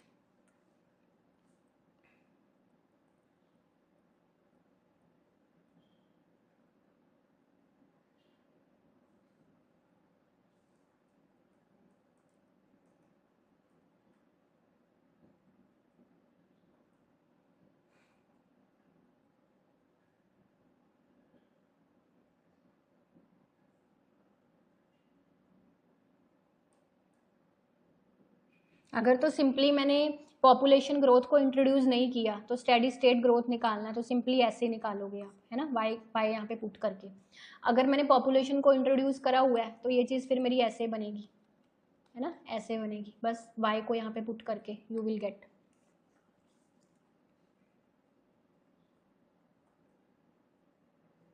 वाई, ये वाला स्मॉल वाई जो भी करवाया, ठीक है। तो इसके बाद वो क्लास ज़रूर देख लेना, उससे ये और अच्छे से समझ आ जाएगी चीज़, स्टेडी स्टेट इक्विलिब्रियम वाली। और क्या इसमें अब मुझे करवाना है आपको, लेट्स सी, हाँ some of various results of Solow model, इसकी तरफ चलते हैं। यहाँ तक बताइए, चीज़ें क्लियर है? So growth rate of output इन, ध्यान से इस चीज़ को समझना। अब ये क्या कहता है, कहता है growth rate of output in steady state equilibrium is equal to, अभी जब मैं ग्रोथ रेट ऑफ आउटपुट की बात कर रही हूँ, growth rate of output per capita की बात नहीं कर रही, जब सिंपली आउटपुट की बात हो रही है इनके, मैं कैपिटल वाई की बात कर रही हूँ, है ना। और जब मैं पर कैपिटा आउटपुट की बात कर रही हूँ तब हम क्या ले रहे हैं, स्मॉल वाई ले रहे हैं, ठीक है। So growth rate of output in steady state equilibrium is equal to growth rate of population और labour force in efficiency units. Output का अब ये चीज़ मैंने आपको कंक्लूजन बताई है, ठीक है, पर कैसे ये चीज़ पता चलेगी, ये जब आप वो देखोगे ना class, then you will realize the thing कि हम कैसे स्टेडी स्टेट इक्विलिब्रियम निकालते हैं। तो steady state equilibrium growth rate of output की बात आए तो that will be equal to growth rate of population और labour force in efficiency unit.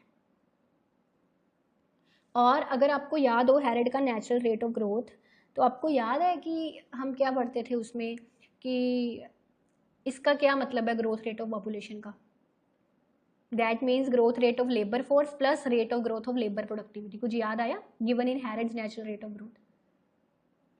तो यहाँ पे भी जो हम n% ले रहे हैं ना, पॉपुलेशन का ग्रोथ रेट ले रहे हैं, दो फैक्टर्स हैं आते हैं इसमें, जैसे नेचुरल ग्रोथ रेट में दो फैक्टर्स आते थे, growth rate of labour force plus labour productivity की ग्रोथ,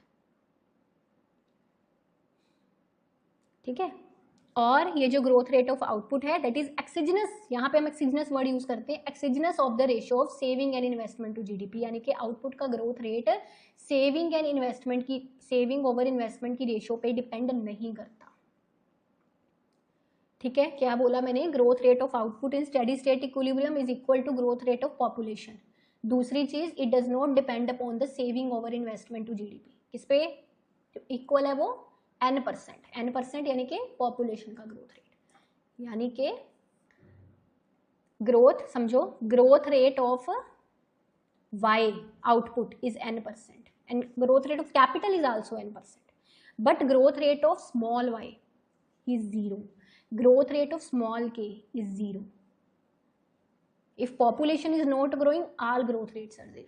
ये conclusions है इसकी, significant conclusions, कि अगर मैं y over l ले रही हूँ उसका ग्रोथ रेट 0 है, अगर मैं k over l ले रही हूँ उसका ग्रोथ रेट 0 है, पर अगर मैं टोटल आउटपुट की बात कर रही हूँ और मैंने पॉपुलेशन को अगर पॉपुलेशन इंट्रोड्यूस नहीं किया, पहले हमने सबसे पहले जब मैंने आपको पढ़ाया था हमने पॉपुलेशन को इंट्रोड्यूस नहीं किया था, when we are not introducing population then growth rate of y is 0, इसका भी ग्रोथ रेट 0 ही होगा, but when we are introducing population then growth rate of y is n% and growth rate of k is n%, जो चीज यहाँ पे लिखी है significant conclusion में। और अगली चीज, अब पर कैपिटा इनकम यानी कि y over l, कहता है जो y over l है that varies positively with saving over investment ratio, जैसे यहाँ पे लिखा था ना that does not depend upon saving over investment, but y over l varies positively with saving over investment ratio, पर rate of growth of population से वो negatively related है। इसका मतलब पता क्या है, देखो अगर मैं y over l लेती हूँ, y आउटपुट लेती हूँ 100 और लेबर लेती हूँ 4, तो ये कितना आएगा, 25 आएगा, है ना। पर अगर पॉपुलेशन बढ़ा दी जाए यानी कि लेबर बढ़ा दी जाए तो ये कम नहीं हो जाएगा, 20 नहीं हो जाएगा, होगा कि नहीं बताओ।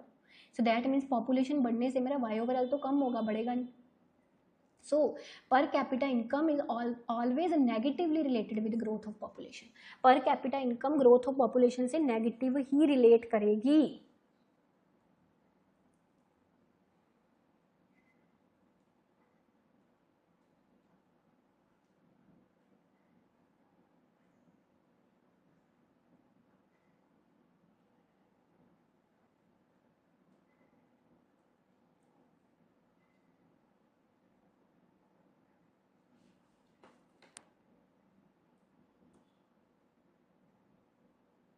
ये देखो, ये जैसे आपको ये क्वेश्चन आया था एग्जाम में कि बेसिक प्रोपोजिशन बताओ न्यू क्लासिकल ग्रोथ थ्योरी की, तो इसमें ए ऑप्शन था growth of output depends on the rate of growth of labour productivity, जो मैंने अभी चीज़ आपको करवाई है कि आउटपुट का ग्रोथ किसके बराबर होता है, n% के, यानी कि growth rate of population. Growth rate of population के दो फैक्टर्स होते हैं, कौन कौन से, लेबर फोर्स का growth rate and labour productivity का रेट ऑफ ग्रोथ, यानी कि ये पहले वाला ऑप्शन बिल्कुल सही हो गया ना। ठीक है। फिर growth of output depends on level of per capita income, नहीं। Only investment determine economic growth, नहीं। हम ये बोल सकते हैं saving and investment determine economic growth, क्योंकि सोलो के मॉडल में इकोनॉमिक ग्रोथ को Y/L बोला गया, बेसिकली पर कैपिटा इनकम को इकोनॉमिक ग्रोथ बोला गया उसमें। So ratio of saving and investment determine economic growth. These are the significant conclusions of Solow model. ठीक है।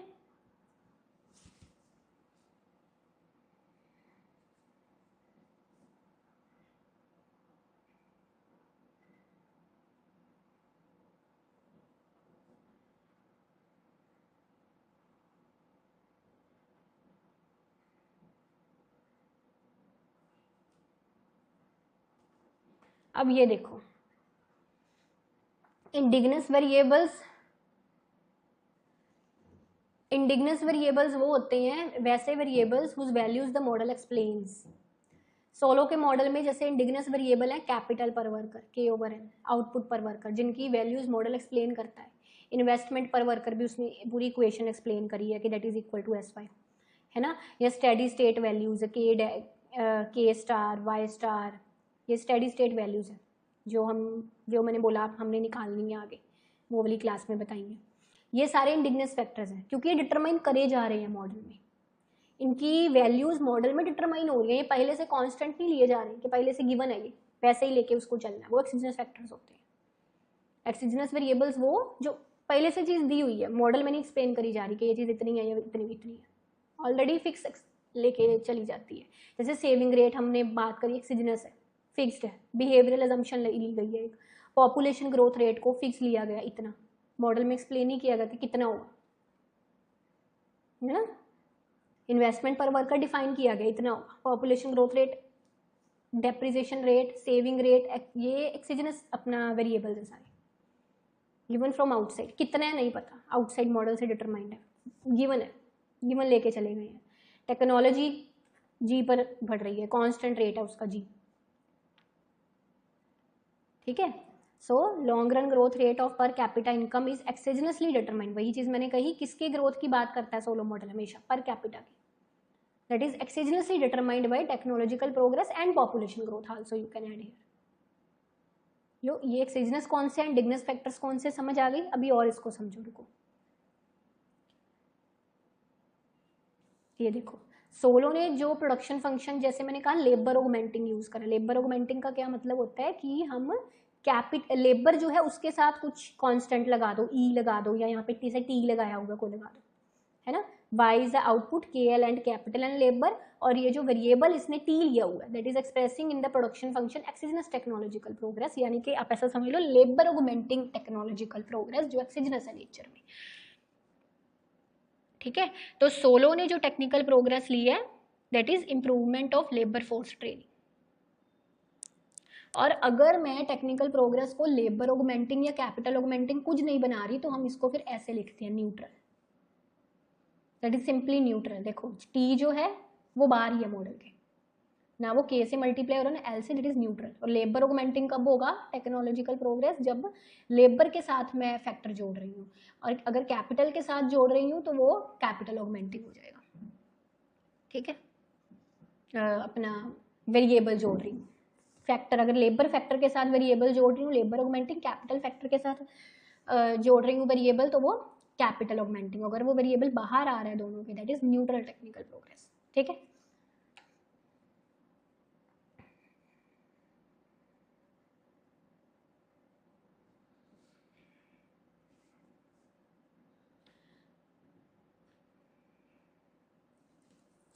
ये जैसे अब इसी ये कोऑप डुगला है ना, सोलो स्वैन मॉडल के कंटेक्स्ट में हम देखो, अब यहाँ पे ध्यान से समझो फिर से, एक्सिजनस इंडिगनस वाला कंसेप्ट आपका क्रिस्टल क्लियर हो जाएगा यहाँ पे, ठीक है। तो यहाँ पे ये जो टेक्नोलॉजी कौन सी है इसमें, ए। टेक्नोलॉजी को हम टोटल फैक्टर प्रोडक्टिविटी भी बोलते हैं, शायद हमने कोऑप डुगला में भी पढ़ा था, है ना।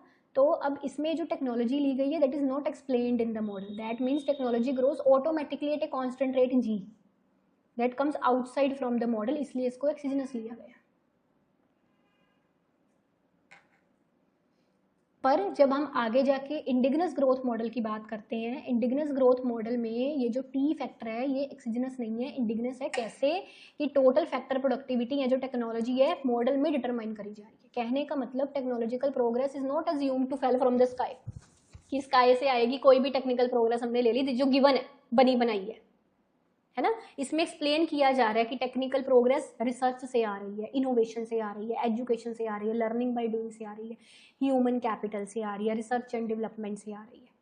तो ये जो टेक्नोलॉजी है या टोटल फैक्टर प्रोडक्टिविटी है that is within the economic system, indigenous है, जनरेटेड फ्रॉम इनसाइड। तो इंडिजिनस ग्रोथ मॉडल में हम एक के ग्रोथ मॉडल जिसको बोलते हैं, technology is equal to function of, technology depend करती है रिसर्च एंड डेवलपमेंट पे, ह्यूमन कैपिटल पे, इनोवेशन पे, है ना। तो ग्रोथ वो चीज है इसमें, that is the indigenous technical progress. फर्क हुआ क्लियर थोड़ा? जैसे एक के मॉडल ऑफ इंडिजिनस ग्रोथ भी हम इसको बोलते हैं, that is Y is equal to A K. A का मतलब टेक्नोलॉजी, के का मतलब broad capital. Broad capital included physical capital, human capital, knowledge, इसलिए इसको y इज इक्वल टू एक के मॉडल बोलते हैं, because here output is equal to A K is level of technology and K includes all types of capital.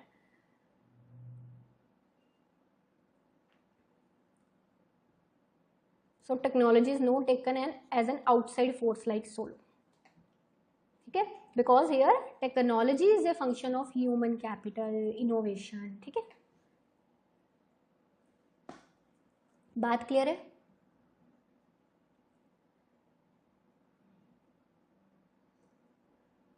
अब हम इस model में कन्वर्जेंस की बात करने वाले हैं।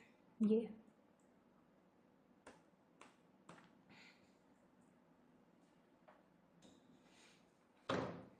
अब देखो, एक न्यू क्लासिकल यानी कि सोलो मॉडल की ना जो मैंने बात सबसे पहले करी ना थी कन्वर्जेंस वाली, तो अब ये ध्यान से पढ़ो। ये कन्वर्जेंस की ये चीज़ ना मैंने एच.एल. आहूजा की जो मैक्रो इकोनॉमिक्स की बुक है वहाँ से ये लिया है बेसिकली। बाकी सारा मैंने आपको थरवाल की बुक हो गई और कुछ बेसिक चीज़ें जैसे टीयर जेन की बुक है, असम्पशंस वगैरह वहाँ से ली है, डायग्राम और अपना जो आपका एक्सप्लेनेशन है, इक्वेशंस वगैरह थोड़ी वो मैंने थरवाल की बुक से ली है। ये कंक्लूजन मैंने ली है एच.एल. आहूजा मैक्रो इकोनॉमिक्स की जो बुक है उससे। ठीक है, so new classical growth theory में एक सिग्निफिकेंट कंक्लूजन ये है कि अगर दो कंट्रीज़ में सेम रेट्स, दो कंट्रीज़ हैं सेम रेट से सेविंग कर रही हैं और उनमें पॉपुलेशन ग्रोथ रेट भी सेम है उन कंट्रीज़ में, है ना, और सेम ही टेक्नोलॉजी है उन कंट्रीज़ के पास, यानी कि सेम प्रोडक्शन फंक्शन है, तो उनके पर कैपिटा इनकम के लेवल्स जो हैं इवेंचुअली कन्वर्ज कर जाएंगे, इनके बराबर आ जाएंगे, अल्टीमेटली इट बिकम्स इक्वल। सो ये एक कोट है डॉनबुश, फिशर एंड स्टैट्स के द्वारा कि पुअर कंट्रीज इसलिए पुअर है बिकॉज उनके पास कम कैपिटल है, ठीक है ना, रिच कंट्रीज से इसीलिए वो पीछे हैं। पर कहता है कि अगर वो सेम उसी रेट पे सेव करेंगे जिस रेट पे रिच कंट्रीज सेव कर रहे हैं, है ना, तो और सेम टेक्नोलॉजी उनके पास होगी जो टेक्नोलॉजी रिच कंट्रीज के पास है, तो इवेंचुअली वो कैचअप कर जाएंगे, मतलब रिच कंट्रीज के बराबर पहुंच जाएंगे, चाहे वो उनसे पीछे हैं, पर अगर वो उसी रेट पर चलेंगे तो वो कैचअप कर जाएंगे, उनके बराबर पहुंच जाएंगे। ठीक है, that is a convergence context. ठीक है, एक आता है आपका इसमें कंसेप्ट सोलो रेसिडुअल का। सोलो रेसिडुअल का मतलब होता है ऐसी output growth that happen beyond the growth of inputs. दो इनपुट्स लेते हैं, labour and capital. Labour and capital में ग्रोथ होने से आउटपुट ग्रो होता है, पता है, पर लेबर एंड कैपिटल में ग्रोथ ना होने से भी जो आउटपुट में ग्रोथ हो रही है उसको हम सोलो रेसिडुअल बोलते हैं। इसको हम रेसिडुअल ग्रोथ रेट बोलते हैं, that does not attributed to the growth of inputs, यानी कि इनपुट्स में ग्रोथ के कारण वो ग्रोथ नहीं हुई। ठीक है, that is a solo residual. इससे देखो हम क्वेश्चन देखते हैं किसका, ये देखो सोलो रेसिडुअल क्या है, ये क्वेश्चन आया था एक बार, सी ऑप्शन था इसका, difference between the rate of growth of output and rate of growth of inputs. वही चीज हो गई ना कि आउटपुट में वो ग्रोथ जो इनपुट्स के कारण नहीं है, यानी कि दोनों में डिफरेंस, इनपुट में इतना ग्रोथ हुआ था, आउटपुट में उससे ज्यादा ग्रोथ हुआ, है ना, तो माइनस करके सोलो रेसिडुअल, मतलब वो ग्रोथ जो इनपुट्स के कारण नहीं है। So Solow residual is the portion of an economic output growth जो कैपिटल एंड लेबर को हम एट्रीब्यूट नहीं कर सकते। ठीक है, ऐसा output growth that happens beyond the simple growth of inputs, इनके इनपुट्स के ग्रोथ से परे का जो आउटपुट ग्रोथ हुआ है। सोलो रेसिडुअल समझ आ गया? ये हैरेड मॉडल के वो हैं एमसीक्यूज, ये भी हम करेंगे अभी आगे, एंड में करते हैं थोड़े क्वेश्चंस ये।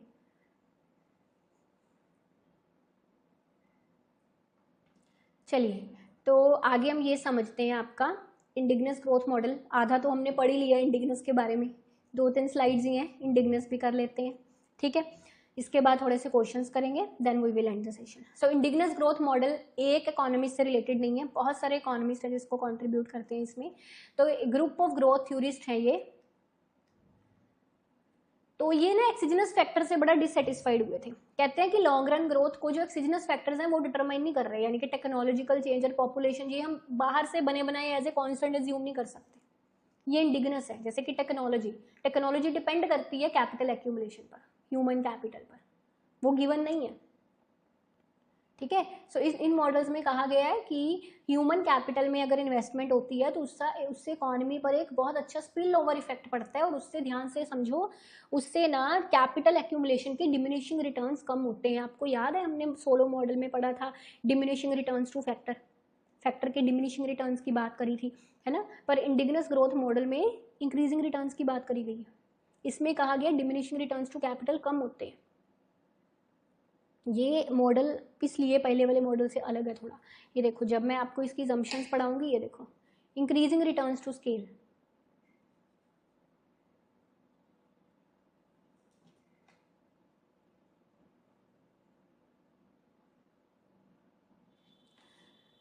Bye investing in human capital through education और ट्रेनिंग, कि अगर हम ह्यूमन कैपिटल में इन्वेस्टमेंट करते हैं, लोगों की एजुकेशन या ट्रेनिंग में इन्वेस्टमेंट करते हैं, तो उससे रिटर्न्स बढ़ेंगे। इंक्रीजिंग रिटर्न्स टू स्केल की ये बात करता है मॉडल।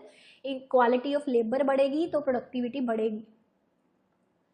इम्परफेक्ट कंपटीशन, पहले मॉडल्स में जैसे हम परफेक्ट कंपटीशन ले रहे थे, इसमें इम्परफेक्ट लिखते हैं। और इसमें कहा गया कि लॉन्ग रन ग्रोथ को इंडिगनस फैक्टर्स डिटरमाइन करते हैं एज अपोजिट टू एक्सिजनस फैक्टर्स, ठीक है। जैसे कि टेक्निकल प्रोग्रेस, क्यों इंडिगनस है ये, क्योंकि टेक्निकल प्रोग्रेस आगे डिपेंड करता है किसी चीज पर, उसने बताया है ना, उसने कहा कि इन्वेस्टमेंट पर, कैपिटल पर वो डिपेंड करता है, as a constant, as a given नहीं है वो, ठीक है। पर सेविंग रेट एक्सिजनस है। सेविंग रेट एक्सिजनस यानी कि इसको उसने इंडिगनस नहीं बताया, इसको उसने कॉन्स्टेंट एज्यूम किया है, बनाया इतना गिवन। समझ गए बात को। सो कौन कौन से इकोनॉमिस्ट हैं जो रिलेटेड है इससे। जैसे पहले वाले मॉडल्स में हम constant returns to scale and diminishing returns to factor की बात करते थे ना, इसमें इंक्रीजिंग की बात करते हैं, increasing returns to capital, increasing returns to scale, ठीक है। बिकॉज यहाँ पे ह्यूमन कैपिटल पर इन्वेस्टमेंट की बात करी गई। अगर आपको मैं सिंपल सी उदाहरण समझाऊं, तो जब हम ह्यूमन पर इन्वेस्टमेंट करते हैं ना, ह्यूमन की एजुकेशन पर, ट्रेनिंग पर, तो वो बंदा है, वो आगे आने वाले अपनी जनरेशन्स को पढ़ाएगा, फिर वो आगे पढ़ाएगा, उससे रिटर्न्स बढ़ते हैं, कम नहीं होते। हम फिजिकल कैपिटल पर इन्वेस्ट करते हैं, वो 2 साल बाद, 4 साल बाद डेप्रिसिएट हो जाएगा, उसकी वैल्यू कम हो जाएगी, फिर वेयर एंड टेयर लगाना पड़ेगा उस पर, है ना।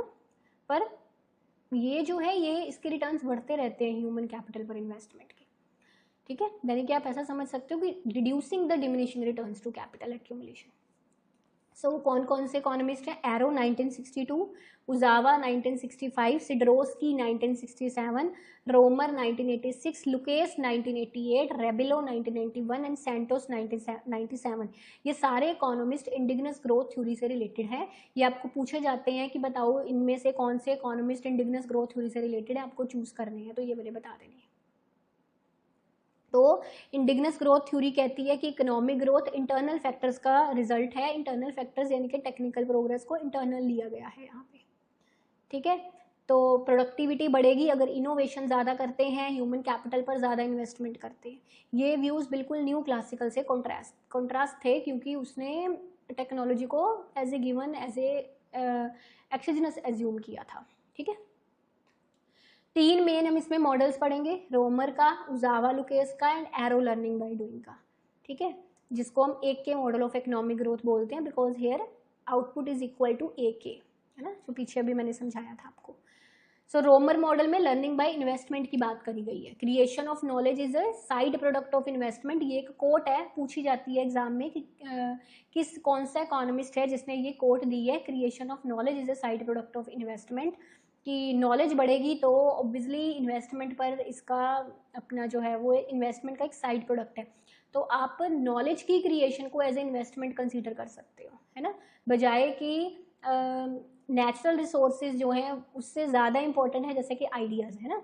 तो नॉलेज की क्रिएशन बेसिकली एक बेस्ट इन्वेस्टमेंट है कि अगर ह्यूमंस को स्किल ज़्यादा दी जाए, उनको एजुकेशन ज़्यादा दी जाए, उनकी नॉलेज पर जो है वो स्पेंडिंग करी जाए, so that is more important then कि फिज़िकली अगर हम इन्वेस्ट करें चीज़ों पर, है ना। तो बिकॉज देखो कम रिसोर्सेज को भी अगर हम, एक आदमी सियाना हो, बोलते हैं ना थोड़े रिसोर्सेज से भी वो बहुत अच्छी चीज़ बना लेता है। तो वही चीज़ है, ideas are more important than natural resources. Uzawa Lucas ये भी इससे एसोसिएटेड है।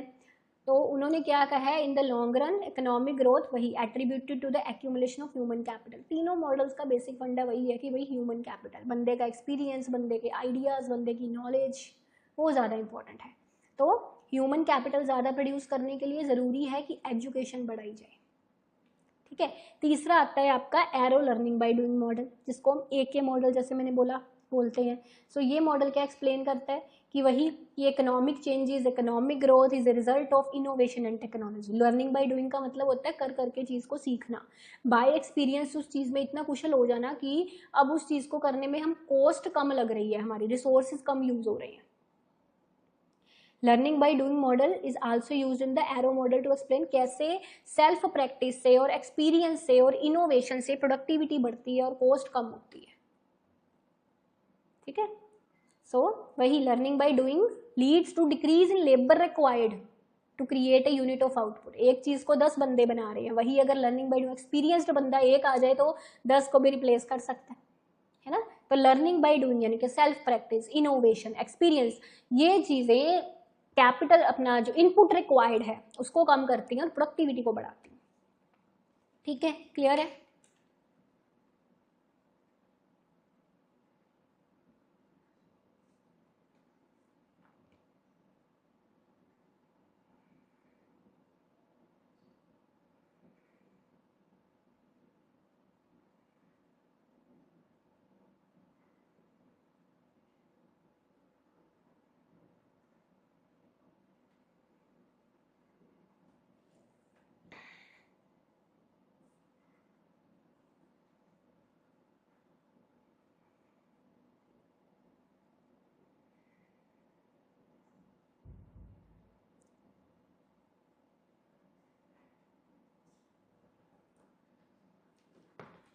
ठीक है जी, चलिए अब हम कुछ क्वेश्चंस करते हैं, दैट इज हैरेड डॉमर के भी हैं इसमें, जो हमने पहले मॉडल पढ़ा था।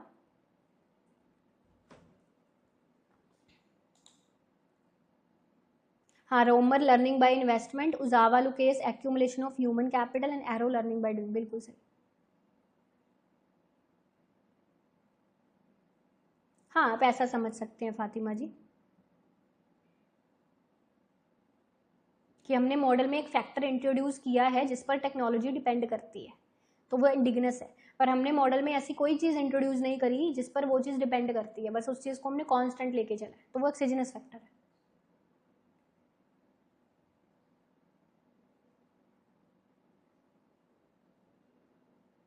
ठीक है, ठीक है, मैं कर दूंगी अभी ये, ठीक है फातिमा जी।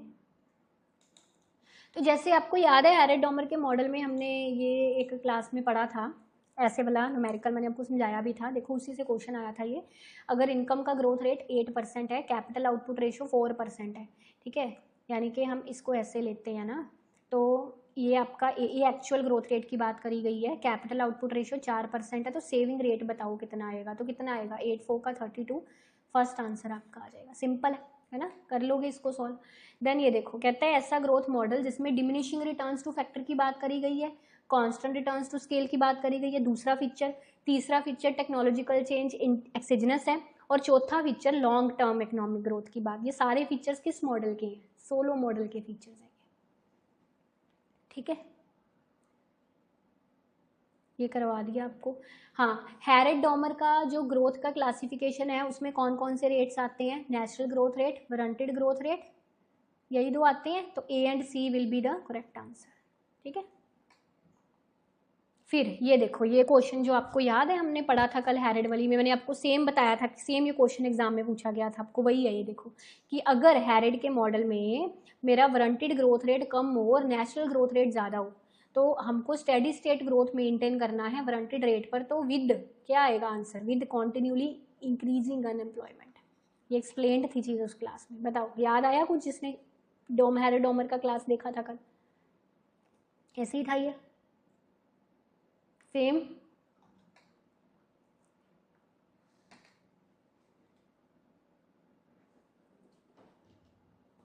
ठीक है, नेक्स्ट क्वेश्चन पे चले।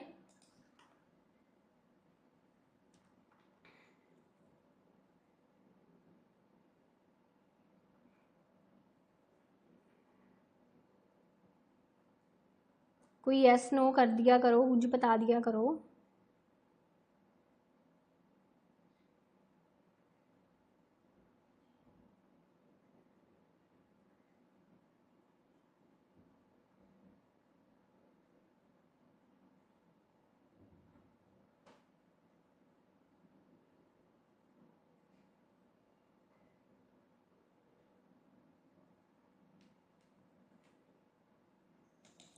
तो देखो अब ये जैसे एक क्वेश्चन है, Harrod growth model is given as under. इसमें क्या देखो, पता है कैसे, मैं इसके पीछे का थोड़ा एक्सप्लेनेशन बताती हूँ आपको। If I take saving is equal to investment, right, in Harrod model में ऐसे लिया होता है। सेविंग उसने मुझे इसके बराबर दी है और इन्वेस्टमेंट मुझे उसने इसके बराबर दी है ना, यही दिया हुआ है, गिवन है। तो अब यहाँ पे मैं वाई टी निकालने की कोशिश करती हूँ, ठीक है, income at T time period. तो कैसे बनेगा ये मेरा, इसको सॉल्व करने से वाई टी -1 एंड ये वाई टी नहीं, मिनट, इसको हम ये इस साइड ले आए तो ये बन जाएगा ऐसे, है ना, साइन चेंज हो जाएगा, B Y T minus A Y T, ठीक है। तो अब यहाँ से मैं कॉमन निकाल लेती हूँ वाई टी को, it will be B minus A, ठीक है। तो कितना हुआ अब ये देखना,